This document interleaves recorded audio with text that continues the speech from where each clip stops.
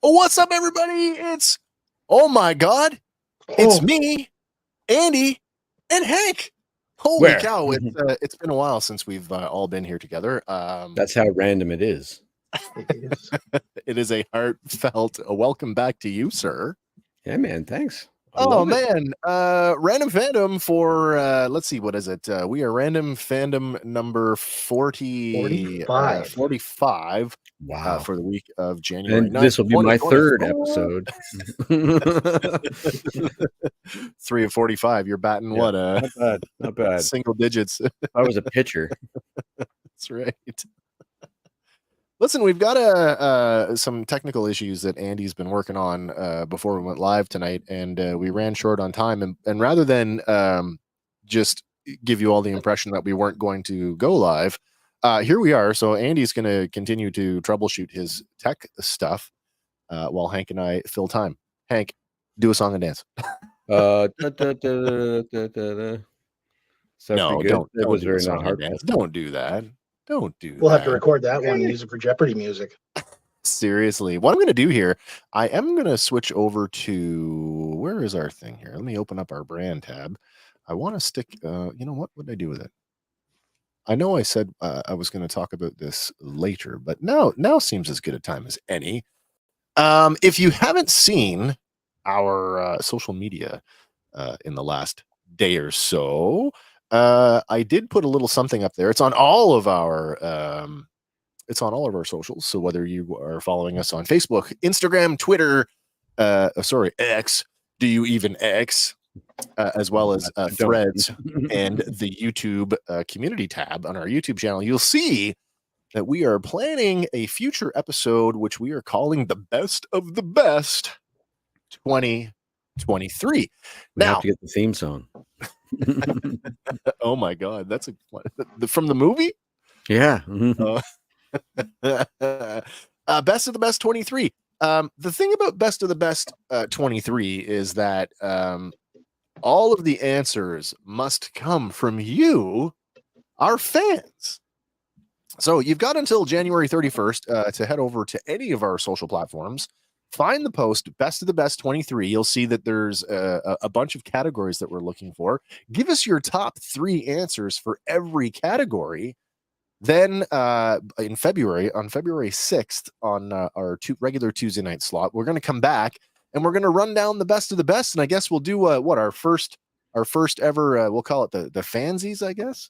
Can we call it that? The fansies? The Fansy Awards, which will be unlike any other award show you've ever seen. I can guarantee that.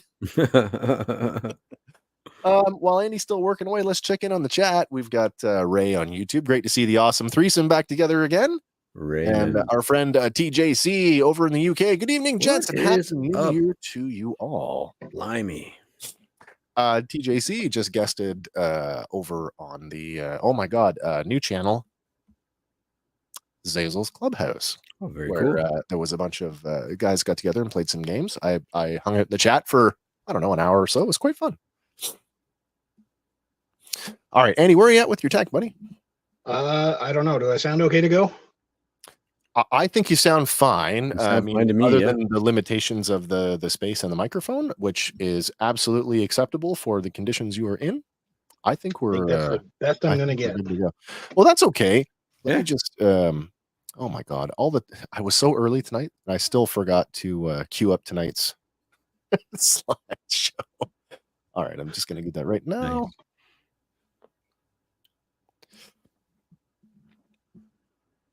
The reason that Andy and I are not together again tonight is I woke up yesterday with a mystery virus, which you may or may not hear in my voice. Yeah. Precautionary measures. Yeah. Rather than risk infecting anybody else, I have opted to stay home, and we are doing the episode remotely tonight. Everybody stay in place, I guess. Nice. All right. Well, before we get going with everything that we have come here for every Tuesday night, we should get to the way we start off the show. Oh my gosh, what am I doing here? The same way that we like to start off the show every week with a dose of Random Fandom Trivia. Nice. That's better. Andy, am I running the slides tonight? I guess I am, aren't I? Yeah, you're going to be running the slide portion of it. All right, just kick the monkey in the back of the head every time you want All right. Well, if you want to advance to slide number 2, coming up to number 2. Here we go. Question, people. In the film Titanic, Rose receives a necklace from her fiance. What is that necklace called? Is it called A, the Hope Diamond, B, the Heart of the Ocean, or C, the Unsinkable Diamond? First of all, there's a Titanic movie. There is. There's a couple of them. Why have I never heard of this? It's come back around a couple of times. I don't know. It may have had more theatrical re-releases than Star Wars, but not more than Avatar. Oh my gosh, no. Oh, we've got an answer from Kimberly coming in tonight. She says, the Hope Diamond? There's no question mark on that. That was me, totally. I intoned that. I'm sorry. The Hope Diamond. I don't know if you know what? I'm pretty sure I know the answer, and I don't want to spoil it. Didn't it sink in an ocean? Well, eventually at the end of the movie, she does drop it over the edge. So I wouldn't think it's unsinkable. So I guess if you say she dropped it over the edge. I know we're talking about, we got Sean over at YouTube. He's saying B, the Heart of the Ocean. That just feels right. That's kind of where I'm landing with it. Having never seen this incredibly popular movie. Really? You've never seen it? Wrong. No, I'm kidding. Do you get a follow-up slide to this one, Andy? Do you have a follow-up? Yeah, one with the answer. Okay, just the answer. Because I want to stick with this for a minute. I want to talk about, we've got Sarah Hodgson on YouTube. Hi, Sarah. Nice to see you again. Sarah also says B, the Heart of the Ocean. Mm-hmm. Correct me if I'm wrong. I haven't seen Titanic in a while, and I haven't looked at the film credits, but Rose, Senior Rose, that throws the thing overboard, was that not one of the Golden Girls? Was that not Estelle Getty, like one of her last roles? I don't believe so. I don't think so. Oh, maybe I'm just making that up. Maybe. It sounds good. Did you know that John Lithgow is Brad Pitt's uncle? No. That either. No, it's not true. But it sounds true. Oh, that's hilarious. Oh, Kim. Oh my God. Arthur in a ski mask. Where is it? Kim says, oh my God. No, it wasn't. Gloria Stewart. Okay, I stand corrected. I don't even know where I got that from. It's one of those things you hear when you're a young person and it sticks with you. Yeah. Apparently, I need to be fact checked. Well, it happens. I just learned today that what's her face from Aliens, the girl commando, Vasquez. Vasquez, yes, Vasquez, is the mother in Terminator 2. That's right. That is correct. Yeah, she didn't do a whole lot after that. Yeah, unfortunately, she didn't do a whole lot of acting after that. She's been a staple on the convention circuit. Speaking of the convention circuit, did you guys catch the guest announcement for Niagara Falls this year? I've seen a couple so far. Peter Weller.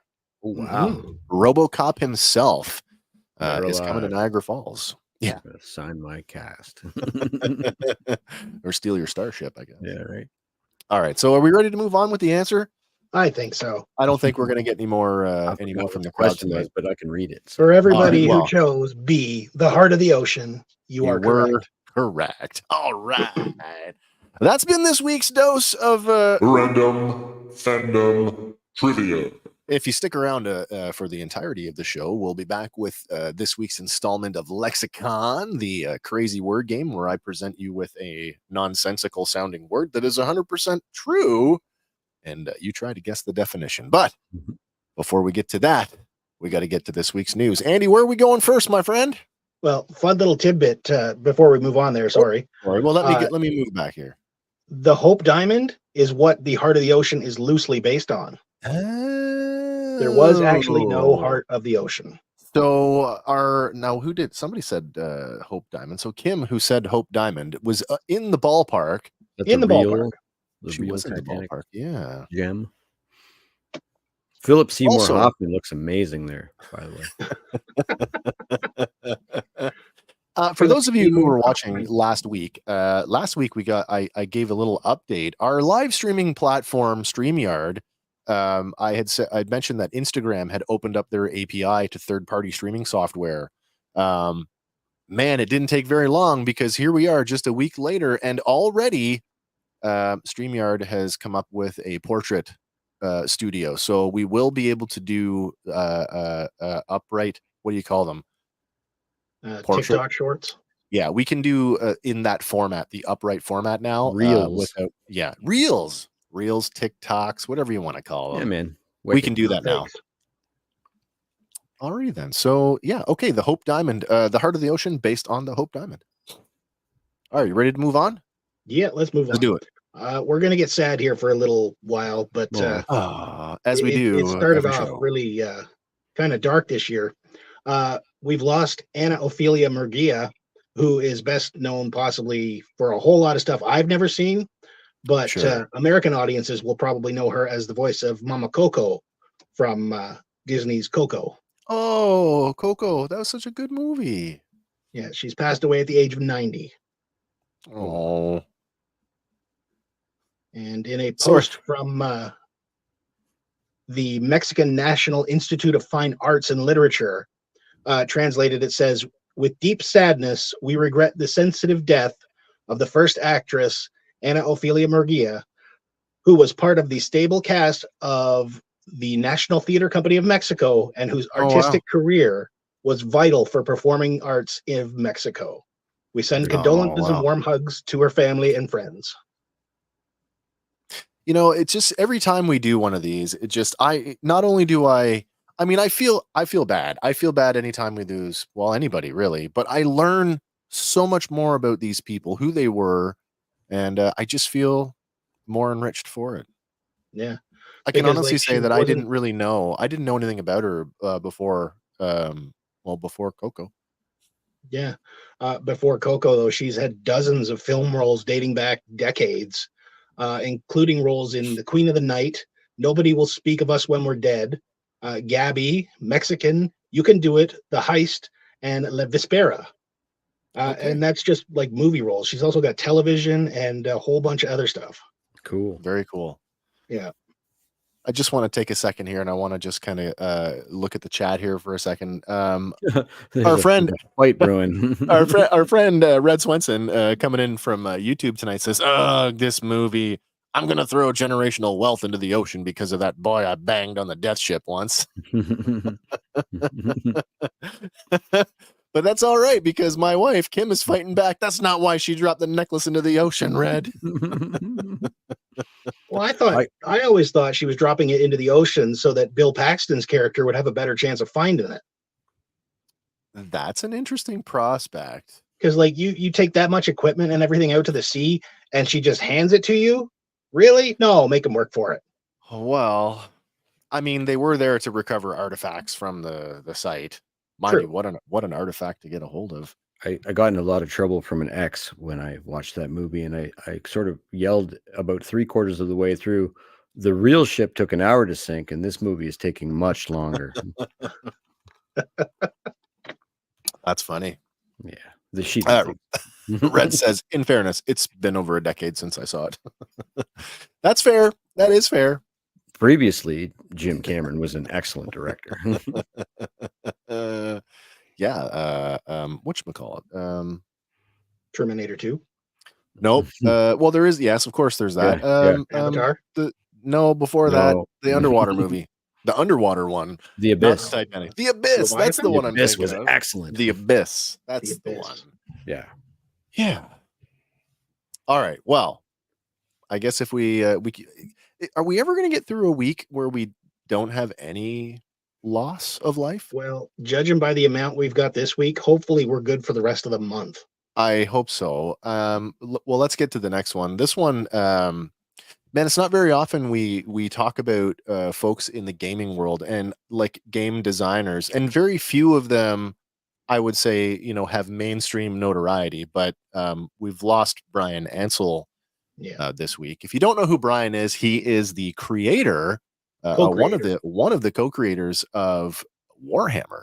Now, Warhammer in 2024 is the best-selling tabletop miniature game in existence and has been for, well, decades. Quite a while. Yeah. Excuse me, sorry. It's my virus kicking up.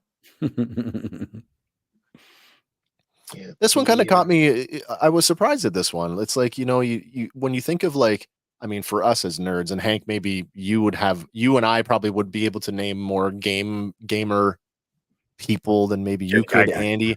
Yeah, exactly. You think of guys like Gary Gygax, or in our case, Kevin Simbita, right? You think of those people, but I mean, it never occurred to me that, yeah, of course, there are people behind all of these games. And I'm not an active player. I have played throughout my career as a gamer.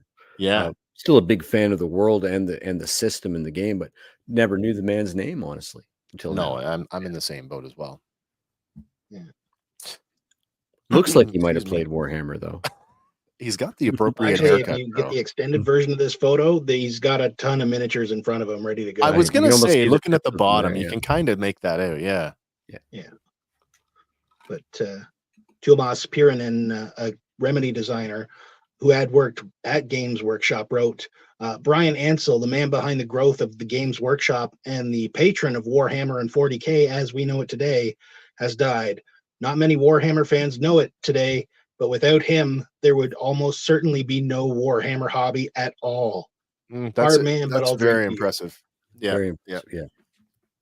There's still a Games Workshop kicking around Halifax. You know what's really strange is I was out a couple of weeks ago, and Kim and I were driving. We've stopped on our way home. My God, I'm trying to get out of my sweater, and I feel like I'm in a straitjacket. Jesus, the virus has me. We stopped in Ajax, and we stopped at like it wasn't a mall, but it was like a plaza.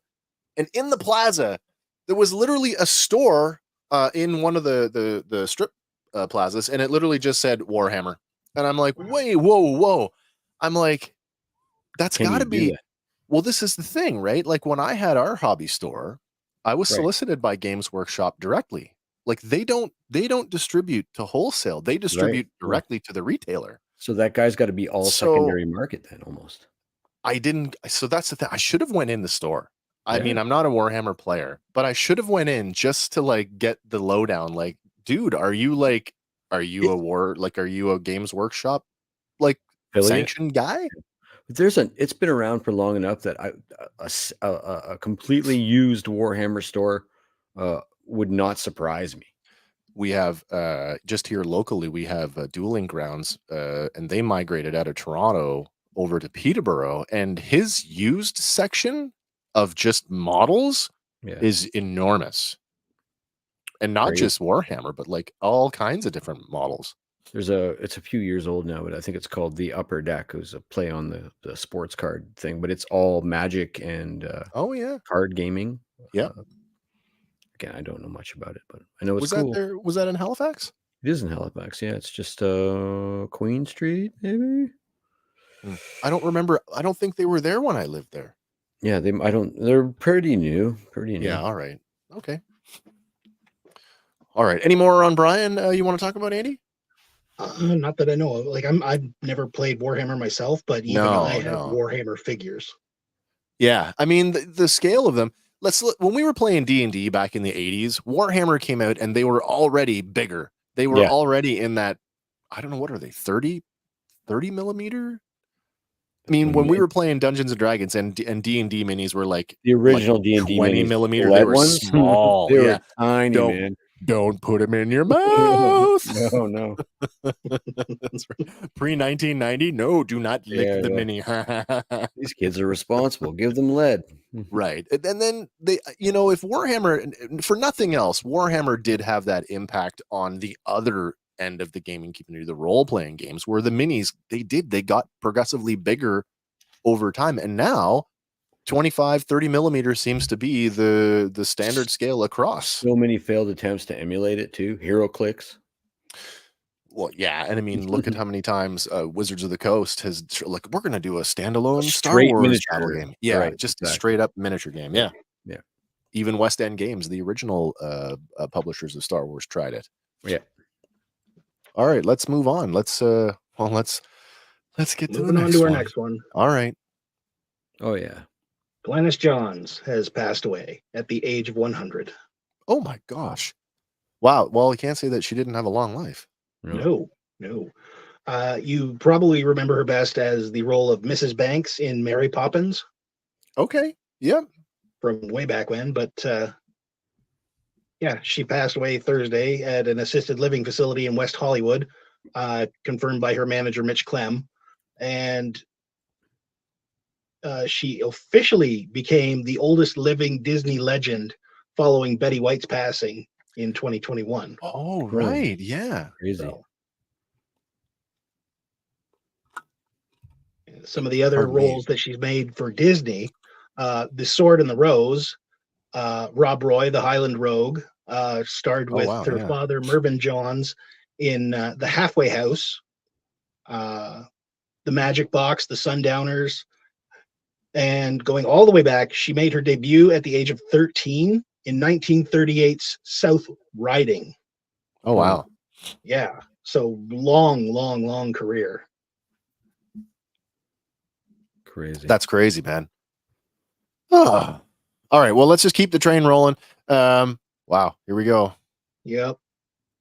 David Soul, famous for Starsky and Hutch. How many people, like staple of your childhood television schedule?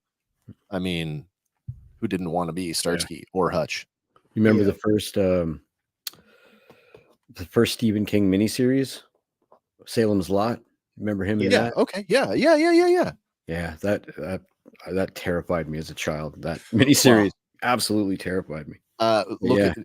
Just like thinking about the original the It miniseries, with Tim Curry. Oh my God, yeah, Tim Curry as the clown. Like,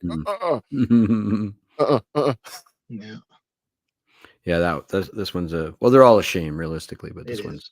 And then, like, he's got a crazy resume too. Like, he was in 1973's Magnum Force, which was the second installment in Clint Eastwood's Dirty Harry series. Oh, that's right.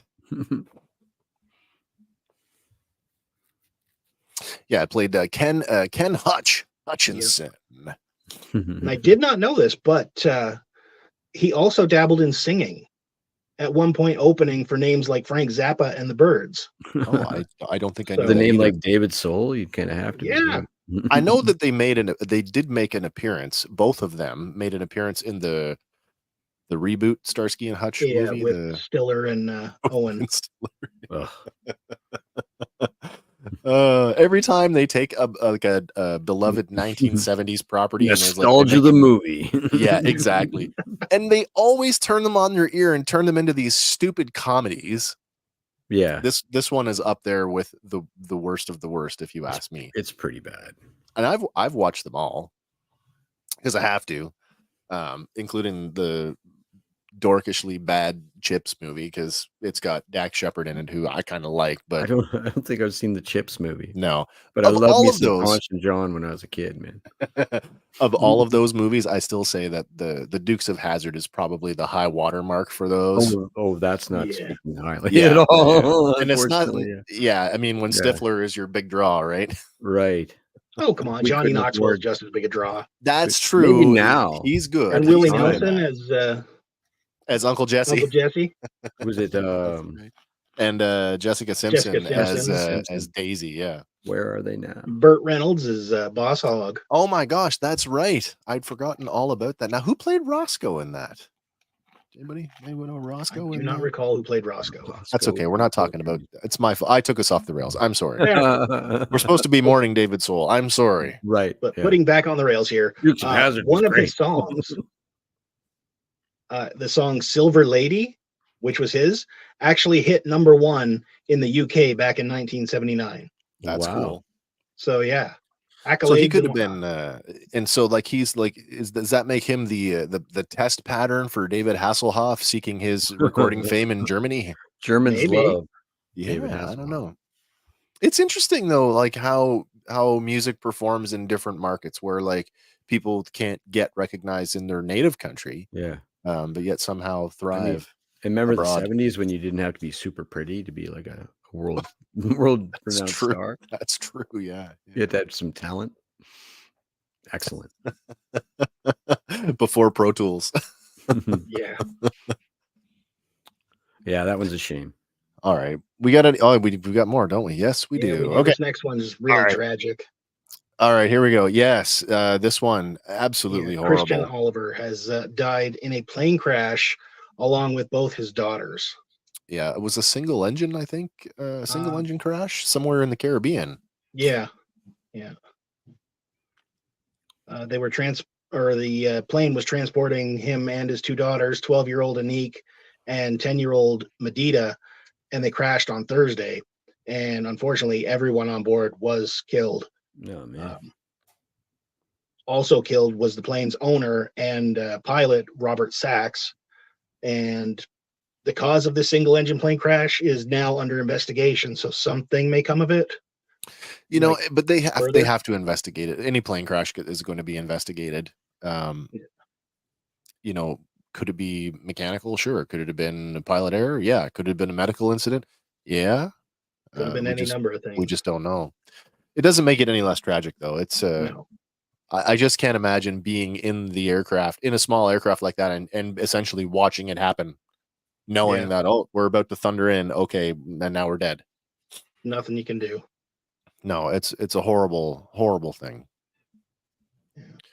He had just finished wrapping production on the movie Forever Hold Your Peace with frequent collaborator director Nick Lyon, who had shared an image on Instagram of him and Christian.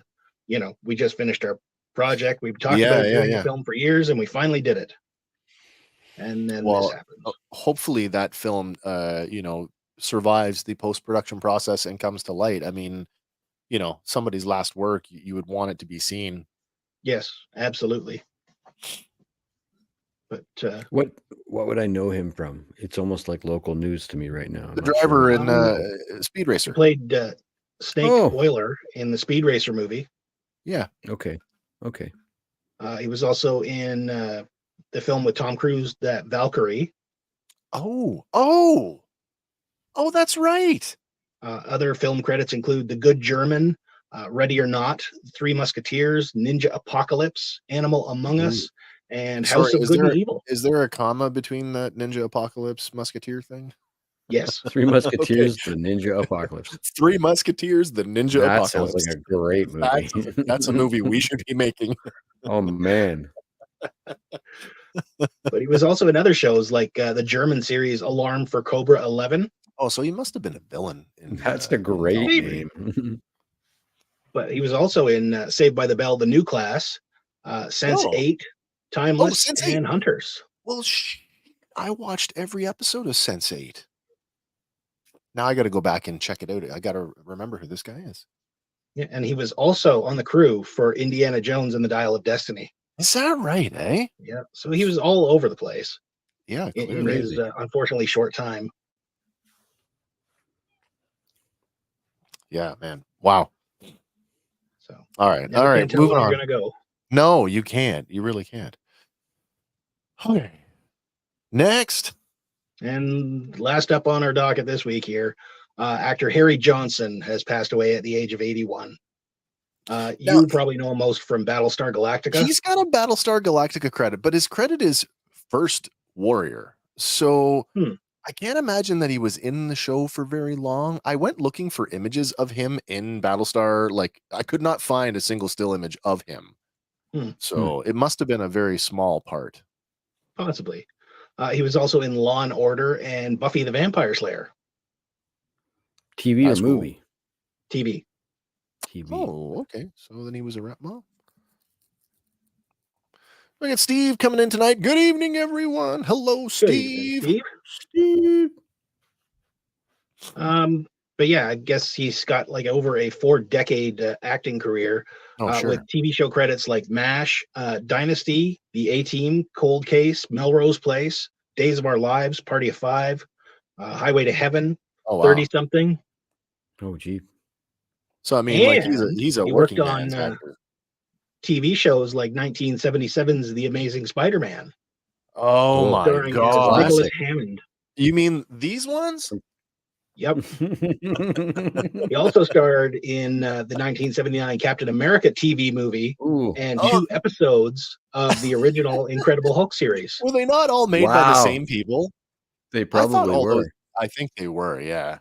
Wow. It was like Marvel's original attempt at a joint cinematic universe, a TV universe. Wow. Those were some Pink bad Hulk. Spider-Mans, by the way. Oh, super bad. Wow. Yeah. They even there was an attempt at a film out of the TV show, I believe, first, but it didn't. They were bad. He was always fighting like thugs or ninjas. There's like we have no budget for a super villain. That's right. I mean, they could have thrown a pirate or two in there. Pirates or ninjas. Sorry, I couldn't resist. All right, man. Any more for Harry? Rest in peace, Harry Johnson. All right, rest in peace. Rest in peace, everybody. Yes. This part of the show, I mean, I know I kind of suggested that we do these up front to get them out of the way, but man, it's heavy when you're doing like 4 or 5 of them in a row. Mm-hmm. Yeah. So man, hopefully that's all for quite a while. I hope so. The reality is, I'm sure, as always, we'll get off the air tonight and be like, what? There'll be something that'll happen tonight or tomorrow. Yep. All right. Well, fingers crossed. Next week is a bit lighter on that note. All right. Let's get into some of the other news of the last. This one's lots lighter. So all right. Jack Black is going to be in the Minecraft movie that is currently in production or getting underway with Warner Brothers, Vertigo, and Legendary. Does Minecraft? So, I mean, I'm not a Minecraft player. No, I understand what it's about, but it's really about nothing. It's a building simulator. Yes and no. Yeah. What do you frame a Minecraft movie around? There's kind of a actually story they can going go on there. any number of directions with it because there have been spin-offs like Minecraft Dungeons and Minecraft Legendary Heroes where they actually do follow like a story-based thing. Yeah. Where like either the Ender Dragon or the Wither Storm come in and try and ravage the land. So you are already speaking Minecraftian, and I'm just like, I guess maybe the question should be, does the world need a Minecraft movie? I don't know. Anybody in the audience? You guys have Hedgehog too. Oh, really? Wow. Red says it's the best-selling video game of all time. It is. Is it? I can't argue it is. there. Okay. It is something like 300 million copies sold. Yeah. Wow. And then I think the number is 140 million active players every month. I totally own it on 2 platforms, but never play it. That's insane. I have it for my iPhone and I have it for PS5 and never play it. That is absolutely insane. And I guess maybe for me now, we also grew up in, like, you probably remember the very first iteration of The Sims and how, I don't want to say perverse, but for lack of better words, how perverse The Sims had become over several iterations and mods and other things. So when Minecraft came around, and I'm like, oh God, here we go. Yeah. And then the same thing started happening within the Minecraft. I'm just like, maybe this just isn't for me.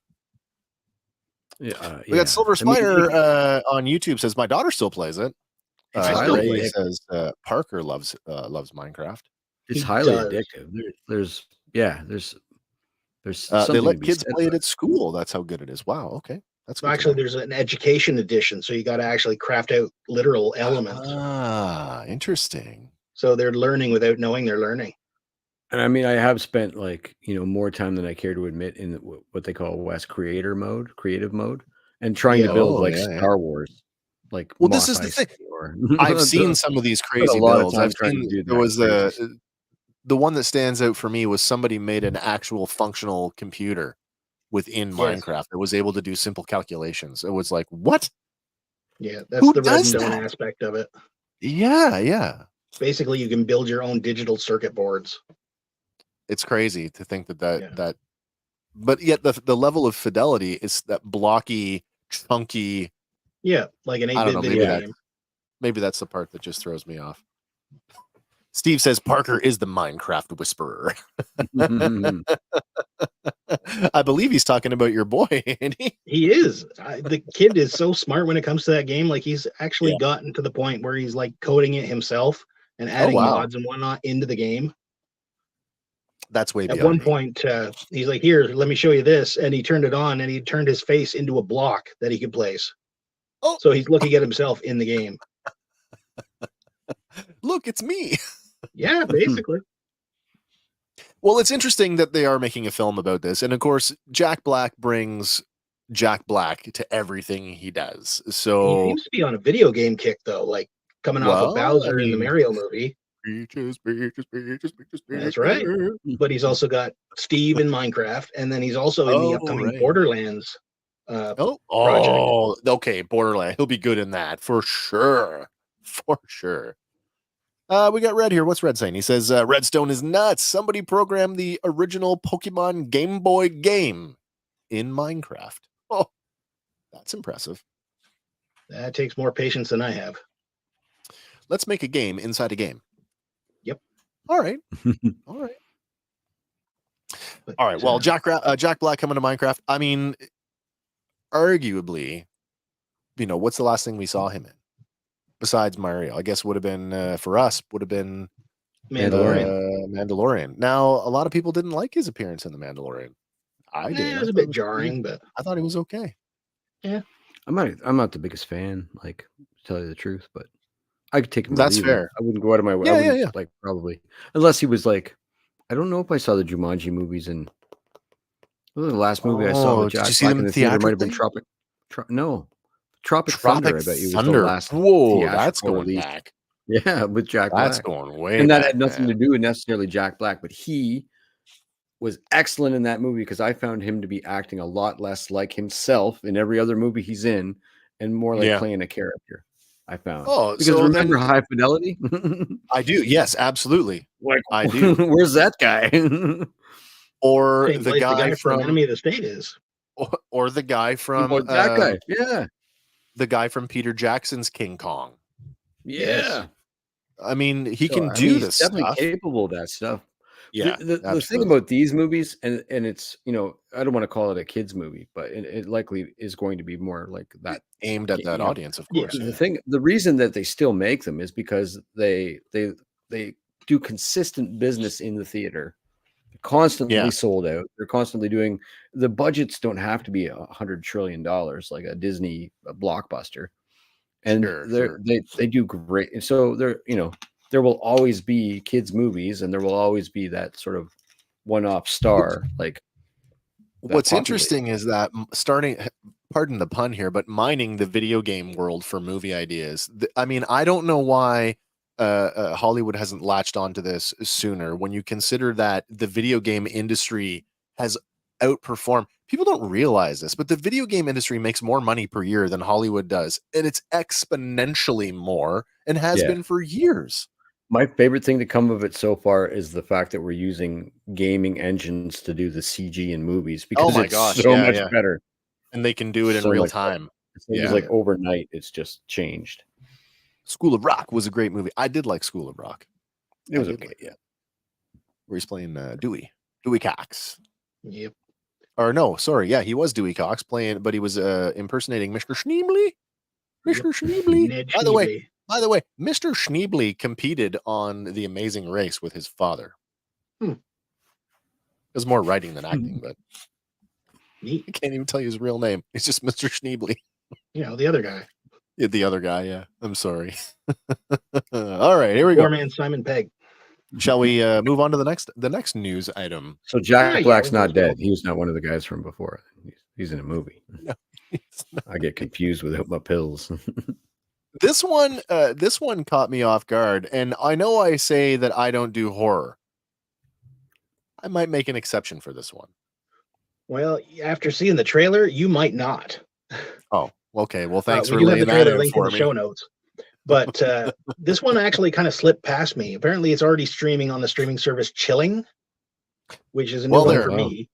Isn't that to tell you what it is about? What it's about? Mm-hmm. But the synopsis reads: "Long gone are the days of emerald cities and yellow brick roads. In this dark reimagining of the Wizard of Oz, Dorothy Gale is now an elderly woman broken by years of paranormal entanglement with the mystical realm, which has now echoed down to her only living relative, Emily, who is being called to settle unfinished business in this terrifying world of Oz." You know, I feel like this is just an underutilized angle for this. I mean, The Wizard of Oz, the book anyway.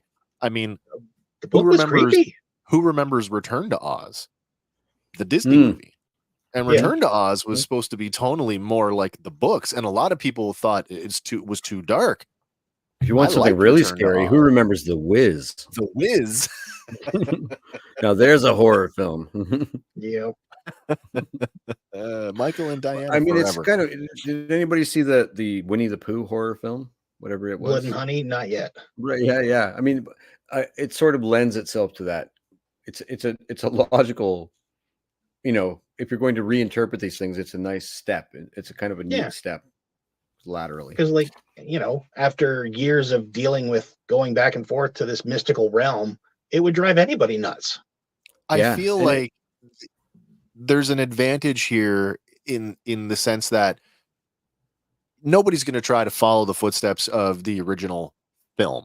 No. But if you go back to the source material, go back to the book, and you mine from the original source material, then you can get away from the film, and you can make an original property that could stand on its own. And I think that's kind of what you're going to get out of this one.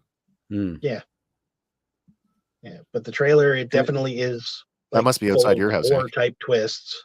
No. And jump scares. So. Anybody else get sirens? What are you hearing? Sirens? Was it just me? You. Just you. And I don't hear them on your side. So. Okay.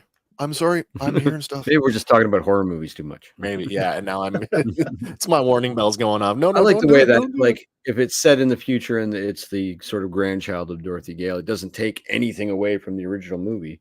No, that's true. Yeah. Yeah. You get to pretend it's the same world. I suppose so. And I guess the only way to know is to see it and see how they set it up. Yeah. Is this the Dorothy that's been come home and now over years has been tormented by whatever? Even 5-year-old me was terrified of a flying monkey. Yeah. You know, man, but they were pretty good. They were pretty convincing to a 5-year-old. Yeah. The melting murder any horses by painting them in this movie. Oh boy. Well, they do mention using real asbestos as snow. Well, there is that. Yeah. Or makeup that can kill your actor. That's right. That too. But they do mention in the trailer here that after Dorothy had returned from Oz, she wrote down what they called her dreams in a book. Yeah. But for her, it was real. Right. So. Very cool. I'm going to give this one a watch if I can. So. Excellent. What streaming service is it on? Chilling. I'll have to watch for that and see if it turns up anywhere else. All right, ready for the next one? Is a bit of a remake coming from Amazon, which I know we all have. We do. And Roadhouse. Jake Gyllenhaal is in the lead, and he's made a remake of Roadhouse. That's right. Are you, Andy? Are you up on your Rick and Morty? I don't even know if I can say this. Is this a family show? Man, it's our show. We can say whatever we want. Yeah. Those are some serious cum gutters there.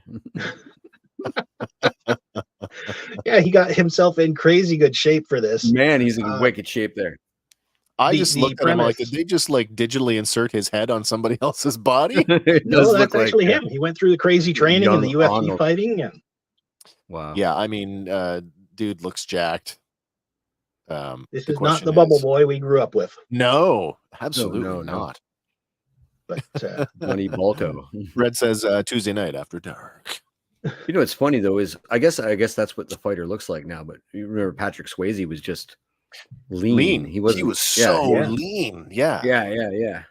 But Patrick Swayze, I mean, already was a professional dancer before he was an That's actor. what the so, high I mean, kicks he are all already about. had Really. that. Yeah. Yeah. Yeah, like lithe Yeah, almost. but the route they're going with this is that he is a former MMA fighter who takes up security work at a dive bar. So Right. Who's there's playing no the trailer Sam, or anything out for this, but I guess there's a little bit of teaser footage with like an upcoming Amazon project reel, Ah, which right. I was not Okay. able to find. That's too bad. I mean, I've seen I some hope that footage of him this. training. Yeah, I mean, I haven't seen anything. I presume it was. Did it look okay? Of him training. Did it look all right? Yeah. I mean, it wasn't like film footage. It was him training to get ready Oh, for the okay. film, Okay. and Yeah. it looked like he was participating fully. If he was giving her and getting. I mean, his head handed, the original movie, the original Roadhouse, was not a Hollywood like blockbuster. It didn't really No. gain. It didn't gain sort of. Well, I mean, it got its cult status in like home media release and much later on in life. It was Not one been of a those fan of movies this for movie. me. Yeah. Like I've been a fan of this movie from way back. Yeah, exactly. That kind of movie. Like nobody knows about this movie. This is an awesome movie. It's the movies that you covet, and when you only share them with certain people, like, oh, I can share this with you, but you can't share it with anybody else. Like the best of the best. Best of the best. Or as I introduced my wife to The Wraith not too long ago. Yeah. Nicely. Yes. Yeah. But yeah, I love the original Roadhouse. I don't know how I'm going to feel about this one. A lot of people are not too, what's the word, pumped for it, I guess, because they're taking almost a more, they're saying they're taking almost a more comedic route rather than like the stoic bartender dude. Okay. They're not going to try to make Guardians of the Galaxy, man. Like, I don't know if we were talking about it this week, but then there was that other thing that's coming out here, the remake of The Fall Guy. There's a Fall Guy movie coming out with a trailer. Is it Ryan Gosling? I think it's Ryan Gosling that's in it. I think it might be. And it doesn't look anything like the television series, which by the way, I still love the original Fall Guy television series. Oh man. Yeah. Now those are my sirens. You picking those up? Oh, those ones are mine. Everybody's got sirens. That's okay. Yeah. We're having like snowpocalypse over here, so I don't know what's happening outside. We're about to get walloped tonight too. Oh, that's unfortunate. He looks great. Like yes, I can't argue. Acting with is one thing, like you're becoming another human being. You're emoting, you're reaching into yourself and your soul, you're crying, you're angry, you're doing all these things. But then these guys that take it to this level where they go like, I'm just going to reconstruct my whole body, physical transformation, 6 months, eat nothing but protein shakes, and like that's like Olympic athlete level. Like I'm going to work out 23 hours a day. Yeah, right, if they turn to that, like energy on curing cancer or something like that, you know what I mean? Well, like, yeah. I find some actors to be just. They're amazing individuals. You want to talk about transformative actors? Look at I was going to say most transformative actor that you can think of. Joaquin Phoenix for Joker. For me, okay, that's one. Sure, Hank. What do you got? Jim Carrey and Man on the Moon. Most transformative actor, Christian Bale, for everything he's ever done. Oh yeah, I've never seen a guy go from one extreme to the other like he does or has. The Fighter, was it the movie The Fighter where he did or when he De Niro thing? That one, and then there's the one where he played. Oh my god, it was a political thing. He played an American politician. Not American Psycho. No, not that. But that's also on the list of things that make him transformative. But anyway, yes. Christian Bale for most transformative actor. All right. Have we had enough of Roadhouse? One more thing. Before we dip off it, though. Sure. Both director Doug Liman and Jake Gyllenhaal are very pissed at Amazon because of this. Why? They are not letting it go to theater. It is going directly to streaming. Oh, wow. Well, if Can't Amazon's even buy paying those in your for it. Walmart brand anymore. Hey, but the amount of stuff that now I haven't seen a lot of Prime Video content, but look at the amount of Netflix stuff and even some of the Disney stuff that's turning up on home media lately. Yeah, like direct to So their have we service. have we seen an Amazon made That's what I film mean. that had a theatrical release? I haven't. Not sure. I'm not sure. I'm Silver not aware of Spider it. Cheney. He played Dick Cheney. Thank you for that. I couldn't think There of you his go. name. Thank you. Really? Yeah. Hmm. Yeah. Have a look for that. Have a look at the look it up when we go off tonight, and See you'll a see. still of that. Yeah, it would be amazing. Yeah. All right. So moving on from Roadhouse, going on to this is a cool story. Mm-hmm. This is pretty crazy. So the apparently impossible Tetris for NES has been beaten for the first time in 34 years by a 13-year-old phenom. That's pretty cool. Yeah. 13-year-old kid Willis, who goes by the screen name Blue Scooty, real name Willis Gibson. He was the first to pull it off, and it saw him reach level 157 before hitting what is called the final kill screen. Yeah, So, where the game just stops working. Yeah. Now, I did see, I saw a video on this. IGN covered this one, and they said, now, conceivably, somebody else could surpass that, and they could get to, and they said the number, 255, where the game would roll over and go back to level 1. Yeah. But that's never happened before. No. Crazy. I love that they give him a Shawshank quote there. That's fantastic. I got a comment from Red here. It says, one of my friends from the United States is this kid's mother. That's Nice. cool. Excuse me. But, so yeah, the video of him actually doing it is available online. We've got it linked in the show notes. Yeah, it's around 43 minutes long, but you can actually watch him go through and get to where he got. It was a Twitch stream or something. Something like that, yeah. And he loses his mind. Cool. They talk about this thing about that apparently there's the way that they're playing it.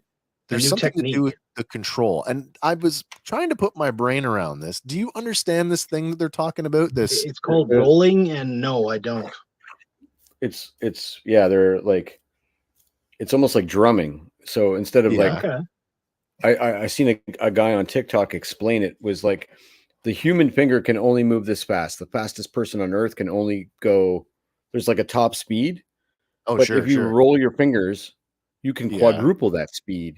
And that's what these kids using are doing. all 4 fingers on the pad, on the D-pad. And rolling them. Like, do you remember, you guys, either of you have an Atari 2600? There used to be a game called Decathlon. Do you remember Decathlon? Oh, yeah. Okay. You had to roll the stick back and forth. I used to wear a thing in my palm. It used to, and I learned that if you flipped the thing over on your knee and held the controller and wiggled the controller instead of the stick, you could go way faster. Because the stick used to actually wear a blister in my palm from that game. It was like playing I imagine it field in the arcade with a these kids have done a body hack. That's really cool. Look at that. It's Zazel's Clubhouse. I was just talking about Zazel's Clubhouse that I was hanging out in Zazel's stream the other day. Up? Nice to see you over here, Zazel. Welcome to Random Fandom Tuesday night. Although for you, I think it's sometime Wednesday morning. Probably pretty early for you, but thank you for stopping by. I always appreciate it. So we've gotten the Tetris. Tetris crashed, killed for the first time in, what'd you say, 34 years? Awesome. Yes, Wednesday morning indeed. Excellent. All right, where are we going next? Next, we're going to Todd McFarlane. He is getting to the point where he wants this movie made, and he is considering options that if he has to go outside Hollywood, he will. I'm getting to the point where this is right up there with my Robotech movie and my He-Man movie. What is going on? Because is it ever a bunch of people on my birthday? I dragged them to the original Spawn movie, and I had to apologize to people after. You know what? I watched the original Spawn movie, and of course, I am a Michael Jai White fan, so it never bothered me. I liked it. Yeah, I probably should watch it again, but I remember going, "Oh my goodness!" in the theater. It was all cape. Listen, that whole movie was. It was. You had Michael Jai White, you had Martin Sheen, and you had John Leguizamo. So I mean, Leguizamo, I yeah. feel like it was a pretty good. Yeah, You got a man. pretty good cast. I would That's say true. Leguizamo pretty much stole that role. Wow. Like, as Yeah. far That is as really the only delivering thing there, that stands out in my head. As soon as you said that, I went, "Oh yeah, he was the clown," and it was dope. because I I would have feel never like- picked him for that role, but he nailed it. Well, yeah, and I mean, I would be inclined to offer it to him again if he wanted it. You know, Yeah. he's still like hella good. Yeah. Yeah, going to outside investors. Does Hollywood want to invest in? I think it probably has a lot to do with that whole, oh, by the way, I'm going to make this movie and I need 100% creative control. Yeah. I don't think many studios are willing to do that. And I You mean, think a guy what like happens this could to- maybe just go, "Hey, let's crowdfund this. Everybody give me $10. I'll make a Spawn movie," and that he wouldn't get $1 billion? Has anybody ever Yeah, really done I that? mean, That's a and he pro? owns the property, so it's not like he's breaking any. No, You know, he's not You pick violating your any studio at intellectual that property point. law. Right, exactly. Wasn't Bloomhouse attached to this not too long ago? Yeah, I had they heard are that. still technically attached. They are. Okay. As of our airing, there is supposed to be a script getting delivered to Todd from Bloomhouse. Okay.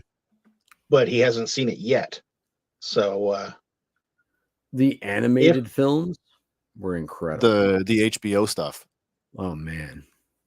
Yeah, that was like what, 2 or 3 seasons of animated Spawn? Yeah. I think I've still got them on DVD. Nice. I'll have to dust do. those off.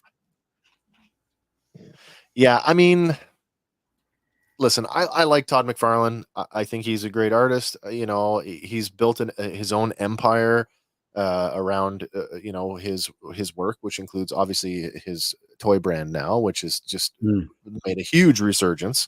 He's Yeah. he's definitely the poster boy for how to make it in the nerd world. You know, like he's built an empire where except when he's talking about women. Oh, he's crazy arrogant. There's a lot of Don't talk there's about a lot, yeah. When The whole I went Wonder to Woman Sheridan thing or whatever. I went to Sheridan for animation. I like everybody's pick an artist and make him your Sure. Subject of study, and people were like Van Gogh, and I was like Todd McFarlane. I didn't know anything about him personally. Just knew he was Canadian and that I wanted to work for him one day. I just don't know if I could, if I was the head of a huge, multi-billion-dollar movie studio, I just don't know if I would give a guy who has no film experience or very little film experience. Here's the keys. Ka-ching! Like you gotta show me something. You gotta prove something. Like get a gig. Why? Todd McFarlane would stand a better chance of getting his movie made if he did a Kevin Smith and just started directing random episodes of like genre television. Do a couple episodes, let people see your work and what you can do, and then maybe you'll get some backing. But like just stamping your feet and going, "It's mine." I don't know. I don't know. Does that mean do I want a new Spawn movie? Yes. Yeah, I think I kind of do. Yeah, I definitely. We're almost issue 350, so Yeah. lots of story to choose from. Zazel, I haven't picked up any Image comics in decades. Is anything other than Spawn being published? That's a question for you guys. I couldn't answer that. What do you got, Hank? Lots and lots of stuff. Lots and lots of stuff. They're still top 5 going. It's not nothing like the heyday when, I personally was hook, line, and sinker and bought 5 of every issue and thought, oh my God, I'm going to be rich one day. Nothing like the heyday where they would publish literally your grandma could write on a napkin and they would put an image stamp on it and put it out. She could draw faster than Will Sportatio. But still waiting for Wildstorm #3 to come out, and it's been 30 years. Isn't there some like legal thing with Wildstorm though about over who owns? It got tied up with DC somehow. Yeah. I think they got bought. And then rolled into it. A lot of people were trying to build empires, and I think a lot of high tone personalities got together in the front at the beginning and thought we can actually just give the big FU to Marvel and DC. And then I think there was just too many competing egos. If you read the behind the scenes stuff, like Rob Liefeld, if you're listening, sorry, Rob, he thought he was God. And a lot of these guys had a very similar account to their self-worth. And very few have made it to the level of that Todd here made it to. Right. Savage Dragon was the cool. Sorry, I'm reading a comment there. Yeah. Oh yeah, let me get that. Savage Dragon was Yes. a cool concept. Yeah. I believe it's still going, is it not? It's still going. Yeah. But it's transferred from the original dragon now to his son Malcolm. Oh, crazy! I did cool. not know that. So it was such a fresh take on the Hulk. Because that's, I mean, literally it was the Hulk, but it was such a fresh take on it. Let's make him a cop. Let's make him like, I really enjoyed it. Ultra violent too for the time. Like that's pretty commonplace nowadays, but it was pretty violent comic for the time. But a lot of Image's stuff these days is like more geared towards the almost indie style. Yeah. So like there's no consistency in what you're going to get from book to book. Like it could be fantasy, it could be anything. Wasn't there a thing recently? When I say recent, I mean in the last year or two over the rights to the Angela character? No, what happened there was they had sold the rights for her to Marvel. Right. Well, there was some weird deal. And then they Marvel could use got her the in rights. something, and Marvel sold the rights to Image for one character that they wanted over there. Oh, okay. So it was like a mutual deal. We need one of your characters. We'll give you this one in exchange. Trading characters. Yeah. So when she showed up, she was actually considered the sister the of entire Thor. Squadron Supreme for the real Batman. Oh, that's hilarious. Oh, that's funny. Oh, wait, isn't that who? Something's getting litigated right now. DC just claimed an entire team. No, they just claimed a character. It's a computer-based character. Machine Man. DC just claimed Machine Man from Marvel, saying that it's their character because it spun out of the 2001 A Space Odyssey comic adaptation. Yeah, which apparently they published. I just heard that. I just read that the other day. I feel like I read him in the 70s and the 80s in Spider-Man as a Spider-Man villain. And that would have been a Marvel comic before that ever happened. Although I guess 2001 happened in the late 60s, though it could have been interpreted. I mean, have you ever heard the story about Swamp Thing? And sorry, go ahead. I was going to say, Zazel says, I always like the look of Grifter as well. Yeah, it was pretty cool. Pretty cool face mask. I like Grifter as well, yeah. Face mask and a trench coat. Pulpy. Sorry, Hank, you were saying? Oh, just the way that there's a really famous story about Swamp Thing and Man Thing, where two different artists that lived in the same apartment claimed to have independently created those characters and not known that their best friend and roommate was working on that. Was doing the exact one same for Marvel, thing, one for DC. They both came out at the same time. They're both ostensibly the same character, but it was a coincidence. Yeah, really. So all right, well, coincidences. Our Spawn movie, getting way off the rails there. That's right. Coming back around to Spawn, will the movie get made or not? I don't know. I think regardless, it will get made. And then we'll just have to see how I don't want to be pessimistic. I was going to say we'll see how bad it is. I shouldn't say that. Hopefully it is good. Hopefully it is good. Hopefully it gets made before the collapse of theaters. Before Disney before nobody wants to go to the theater. Yeah, till all one Disney. All right. Okay, moving on. All right, next one. So Marvel's Thunderbolts has lost Walking Dead star Steven Yeun. Yeah. This was our Sentry. Rumored to be. By I guess it was slipped out by Robert Kirkman saying he would be playing the Sentry. They haven't announced if anybody will be replacing or if the character will still be there, but it hasn't started filming yet, so there's still time to do that. Oh yeah. Is this has something to do with The Walking Dead? Is that right? Is he's from The Walking Dead. Yeah. So something to do with, like, apparently he's going back to that show, or something with that show is interfering with. Maybe. I don't know. He's deceased on that show. Oh, he had his maybe brains he's getting bashed in by a spiked bat. Maybe he's going to be zombified. I don't know. Or they could Maybe. make a. I mean, there's what is there 5 Walking Dead shows going on right now? It's Oh, easy to think yeah. that there could Oh, be yeah. a prequel or something like that going on. Oh, that's entirely true. Yeah, because These there's the X-Men main in one, it. Walking Dead, which is done. Then there was Fear of the Walking Dead. Then there's Daryl Dixon. Right. And His then I death is think one of the there's a most couple disturbing more. things I've ever seen on television. Actually, it's viscerally gory. Oh wow. Okay. It's unneeded, but yeah, it's horrible. Yeah, So I if- mean, I never pictured him as Sentry anyway, but then I never really had like, oh, I have this fantasy casting for that character in my head, right? So You did or I thought he didn't? was. I didn't. No, it's not one guy. Oh, I okay, think that's that fair, yeah. goes to Awake at night and go, oh, Sentry. Wouldn't it be? Yeah, great if- this isn't a character that I've really put any thought into. Like, oh, who do I Right, want? to be exactly. Sentry? So Henry it doesn't Cavill. break my heart, but at the same Henry time, Cavill. I enjoy his Oh, work. see, Oh yeah, why'd you go and say that? yeah. But Henry That's a Cavill logical can almost choice. play. Yeah, Mrs. He's a Doubtfire too. knockoff Henry Superman, so Yeah, that's right. Watch him in everything. Yeah, that's right. yeah, neither Marvel Studios nor Yen has given a statement as to why he's left. So Interesting. It's okay. I mean, Thunderbolts. Do we even have a time frame for Thunderbolts yet? not yet, no. But it was supposed to start filming this year at some point.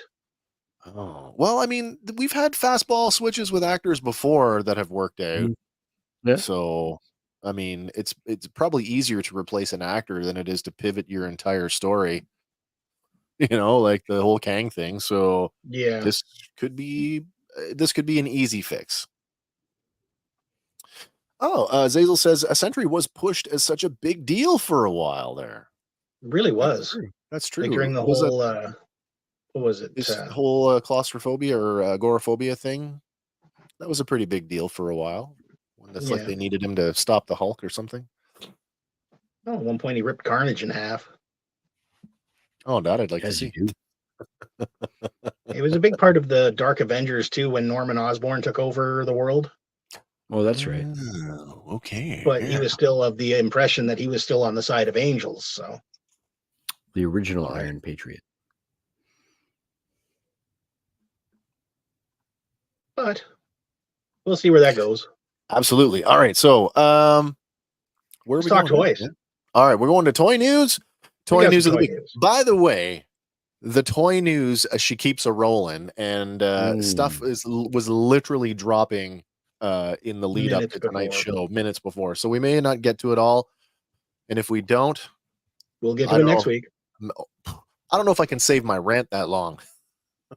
All right, let's That's get to all the first. good. Let's get to the first item this week. Oh look, it's the coming out thing of I want to the rant Super about. 7 reaction. Son We of got a some Dungeons and bitch. Dragons. That's what I want to rant about tonight. Yeah, we could segue there. All right, well then. But so far, Super 7 has just added the Sacred Statue and a new colorway for the Formidable Fighter. So, I mean, I am not a reaction figure guy. I, for one, No. do not, living in Canada, and Zazel, you can appreciate this because the Canadian dollar and the Australian Not dollar at have 20 been bucks a pop, man. pretty close. No. Exactly. Walking into a Toys R Us here in Canada and paying $21 or $22 for a 3 3/4 action figure is nuts. Yeah. No. Can't Not do when it. I can buy the Daniel LaRusso at a candy store for $4. Like it's not. It's just not. That's I'm going to spend my money differently, man. And no disrespect to anybody that wants to jam on these. No, you collect the way you want to collect. You do you. Yeah, exactly. Just not my bag. The price point is way too high for what you get, in my opinion. It is. It's not for me.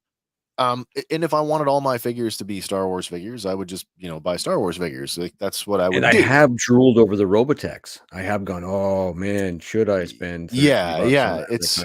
and I did. But I haven't. I did. I was at a convention and a vendor had all three VF series Veritex and the same an size as the SDF1. action figure. You got an SDF1 the Scale same is size so bad. as a battle pod, right? Like Right. I did buy Yeah. all those, but I got them for they're like $10 a piece or something. I'm like, that's Yeah, sold. not I'll buy them bad. all. That's more like I'll the buy them price all. point I would expect. Like, yeah. Right. I would do that. I love the card art on these because these are essentially reprints of some of the classic books. Like that cover for the fighter, that's the red box cover right there. Yeah. And I mean, well, And who that's the doesn't? Dungeon Master's Guide, I think. Exactly, the DMG, yeah. Yep. They look totally cool. Yeah, they're fantastic card art. They got their shit. They Um, got their game is down, right? They're doing good they things. do. Yeah, absolutely. Do you want to take a minute and talk about? Can I just get this off my chest because it just kills Do it. me? Yeah, Yeah. go for it. Oh By my the way, I'll buy all God. your old stuff if you want. Super 7, like Super 7 tonight, like about 5:30, somewhere between 5 and 6. Just put up a promo and a pre-order for their first wave in their Ultimates line for Dungeons and Dragons cartoon figures. 7-inch scale. And up for grabs, we've got Sheila, we've got Hank, and we've got 2-pack of spirits. What the hell are they called? The black spirit guys. Venger's right hand. Oh my God, I can't remember his name. That's how angry I am. And there was a skeleton guy who was in one of the episodes. Now I do like that. Can you screen share any images? Do you have any images? I don't even have. Do I have a picture? I might be able to do that. Just a second here. I'm going to find it. Hang on. Super 7 Ultimates. There we go. Let's get to the Ultimates. Here we go. Let's see if I can bring this over here. I don't want your coming soon news. I just want to share this dang thing. Okay, here we go. Present share screen. I want this tab. Here we go. So I'm going to share this up here. Here we go. We are getting whoa. There we go. Dungeons and Dragons Ultimates Wave 1. We've got Hank the Ranger. We've got Decion, or I think that's a misprint. I think it's supposed to be Decon, the Skeleton Warrior, Sheila the Thief, and the Shadow Demons. Nice. These are coming to us in like I said, they're 7-inch. Oh wow, scale. he's great. 7-inch. Now this is a rendering. It's a rendering, but on their Facebook, on their social media, there's what looks like there's a group shot of them, and they look to be pre-production samples, maybe, because Sheila's holding her cloak, and it is a soft goods cloak. But here's our Hank the Ranger.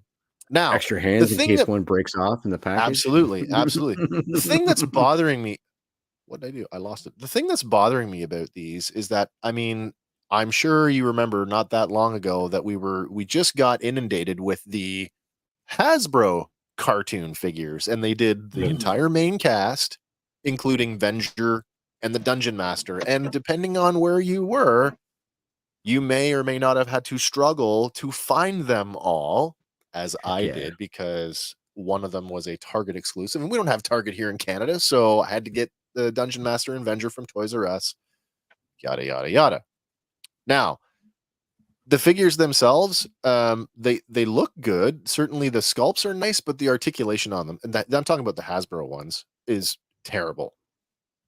Quality control issues on them, terrible. Figures that are breaking right out of the box. Hank can't even hold his own bow properly.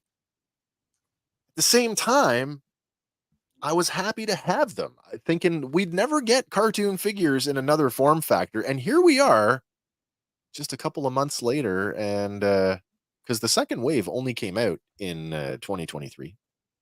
And Super 7 doing up in the Ultimates. And the thing that kills me about this is I'm still trying to mentally unwrap how they even got there as I go down the rabbit hole of who owns what. So follow me here, because we've got Dungeons and Dragons owned by Hasbro. Hasbro outright owns Dungeons and Dragons. But then it's like, well, these are based on the cartoon.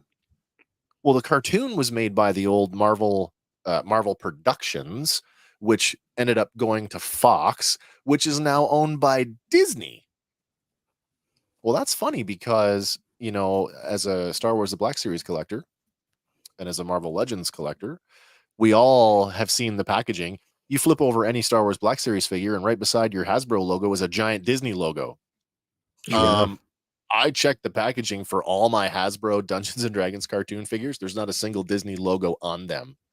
So I'm still uncertain who owns the rights to the cartoon, because I'm having a hard time imagining that Hasbro had said, sure, do this.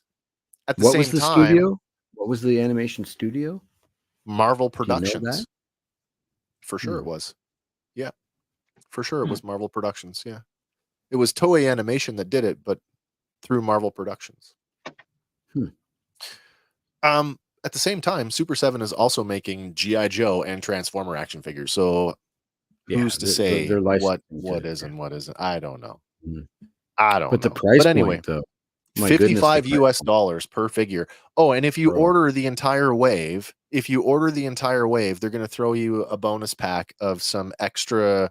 There's an extra, I think, head, and Hank gets an extra bow, like a glowing, full-on glowing energy bow, and some other accessories for the first wave. But you've got to order the entire first wave. Yeah. You're talking sorry, yeah, 200 Canadian. Shop the full More. wave and get an exclusive super pack. See if we can get the super pack. Oh, it's not going to show me what the bonus. Oh, here, maybe you can see the. So yeah, we get Glow in the the dark bow. glow. Yeah, extra sword, extra power ring. It's not a lot, No. but you got, what are they, 55 times 4? 55 US. 220 bucks US plus the exchange. You're talking almost $300 after tax, shipping. Oh my God. Yeah, it's a tough one to swallow. It is a not for children. tough one. No, absolutely not. No. I went nuts kids. because I never thought I would get a Conan, like a Arnold Schwarzenegger Conan action figure. Super 7 got a Right. license for that, so I bought a bunch of those. I struggled to get all the Hasbro D&D cartoon figures. I don't know if I can do it again, even though I would say, just based on what I'm looking at, if Super 7 delivers an action figure that matches those renderings, I would say that these are probably going to be better figures.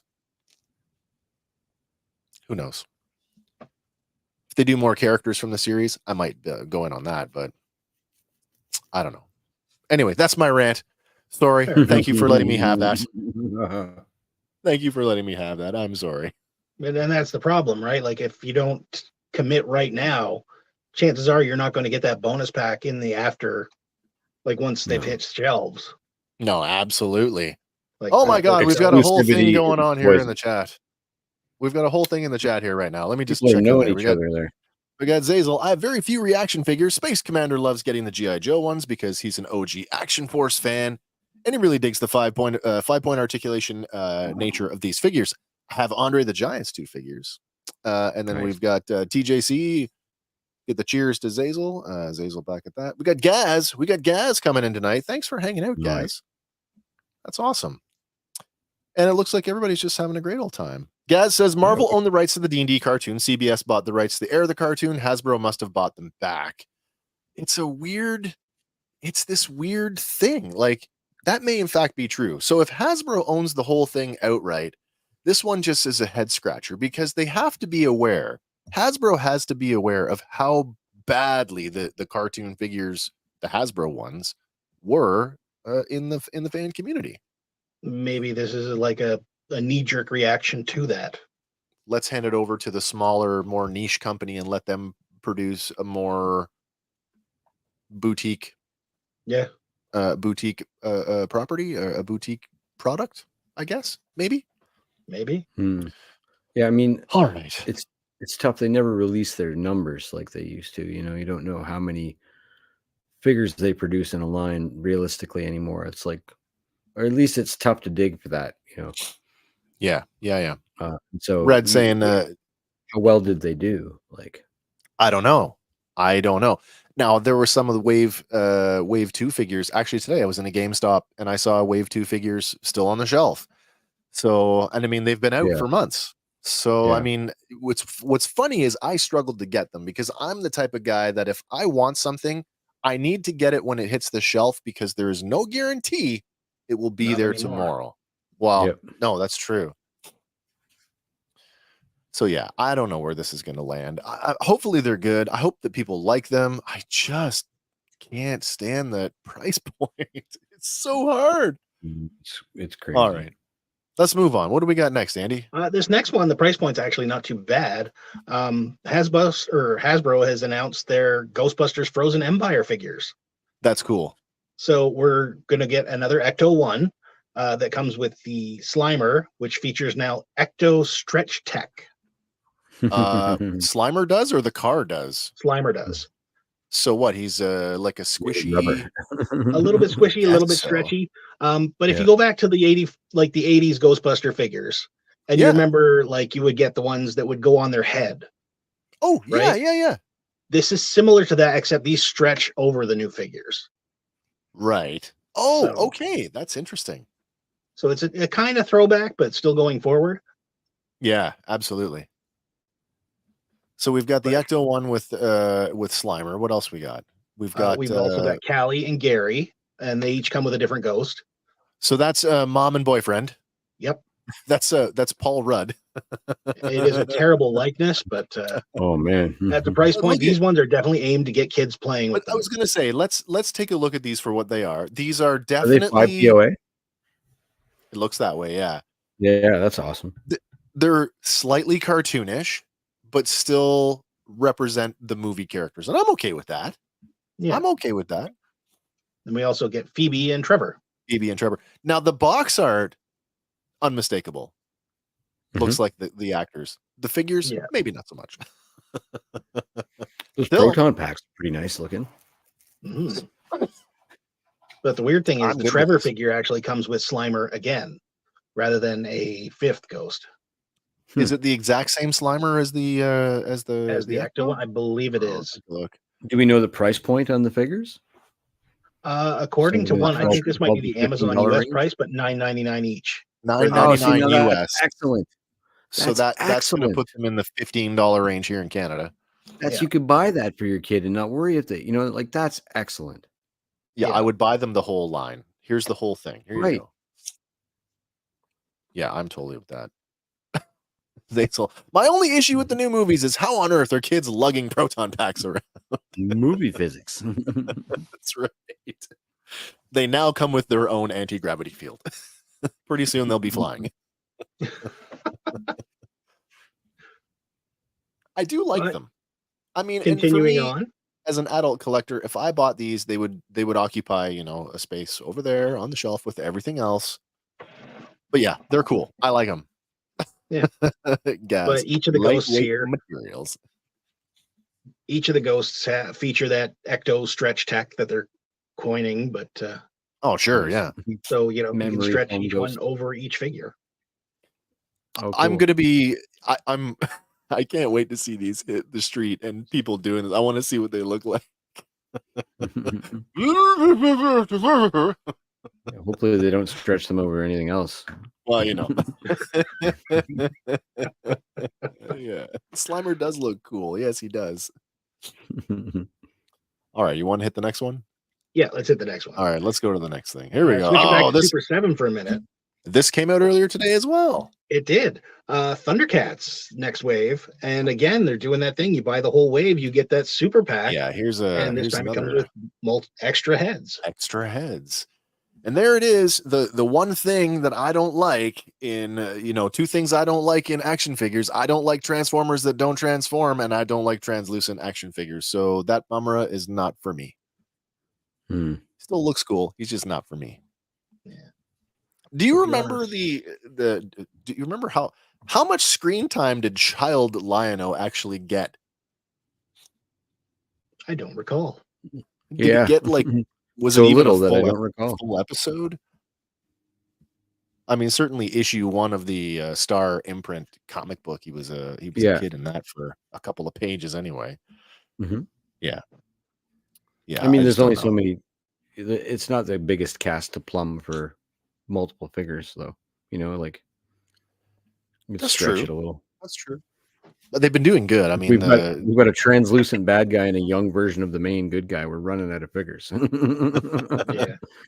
I haven't checked, to be honest, to know how far into the Thundercats that they are. But certainly, because remember, Thundercats started back at Mattel on the old Masters of the Universe Classics buck. Yeah. That's what they did, the original Lion-O. And I think they got Lion-O and they get 1 or 2 other figures out after that. And then for whatever reason, they could not do any more. What's the scale of these? 7-inch. Yeah. Are they 7-inch, 7-inch yeah. figure? Yep.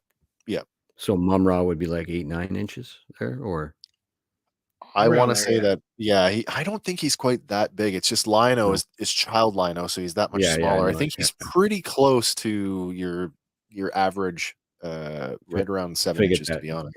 Yeah, I get you. Yeah. He might be a little bit bigger. Yeah, if you want to jump ahead a slide there. Yeah, man.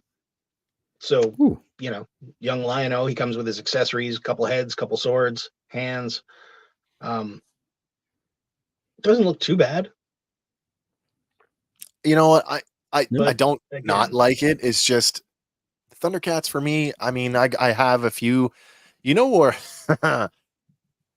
I got bitten by the resurgence when Thundercats got redone in 2011. The 2011 cartoon, that thing is Mhm. freaking awesome. It is. Yeah, It's And a great the show. toys that they did for that, I went in on a bunch of the figures for that line, and I still have them. I quite like them. But yeah, I don't know. Yeah, flip us again here. And we've got the translucent Mumra, who is apparently the Mumra Dream Master Dream version. Master. So this has got to be episode specific. Yes. Apparently he entered their dreams in an effort to try and get rid of them at one point. I believe So, that. Sure, why not?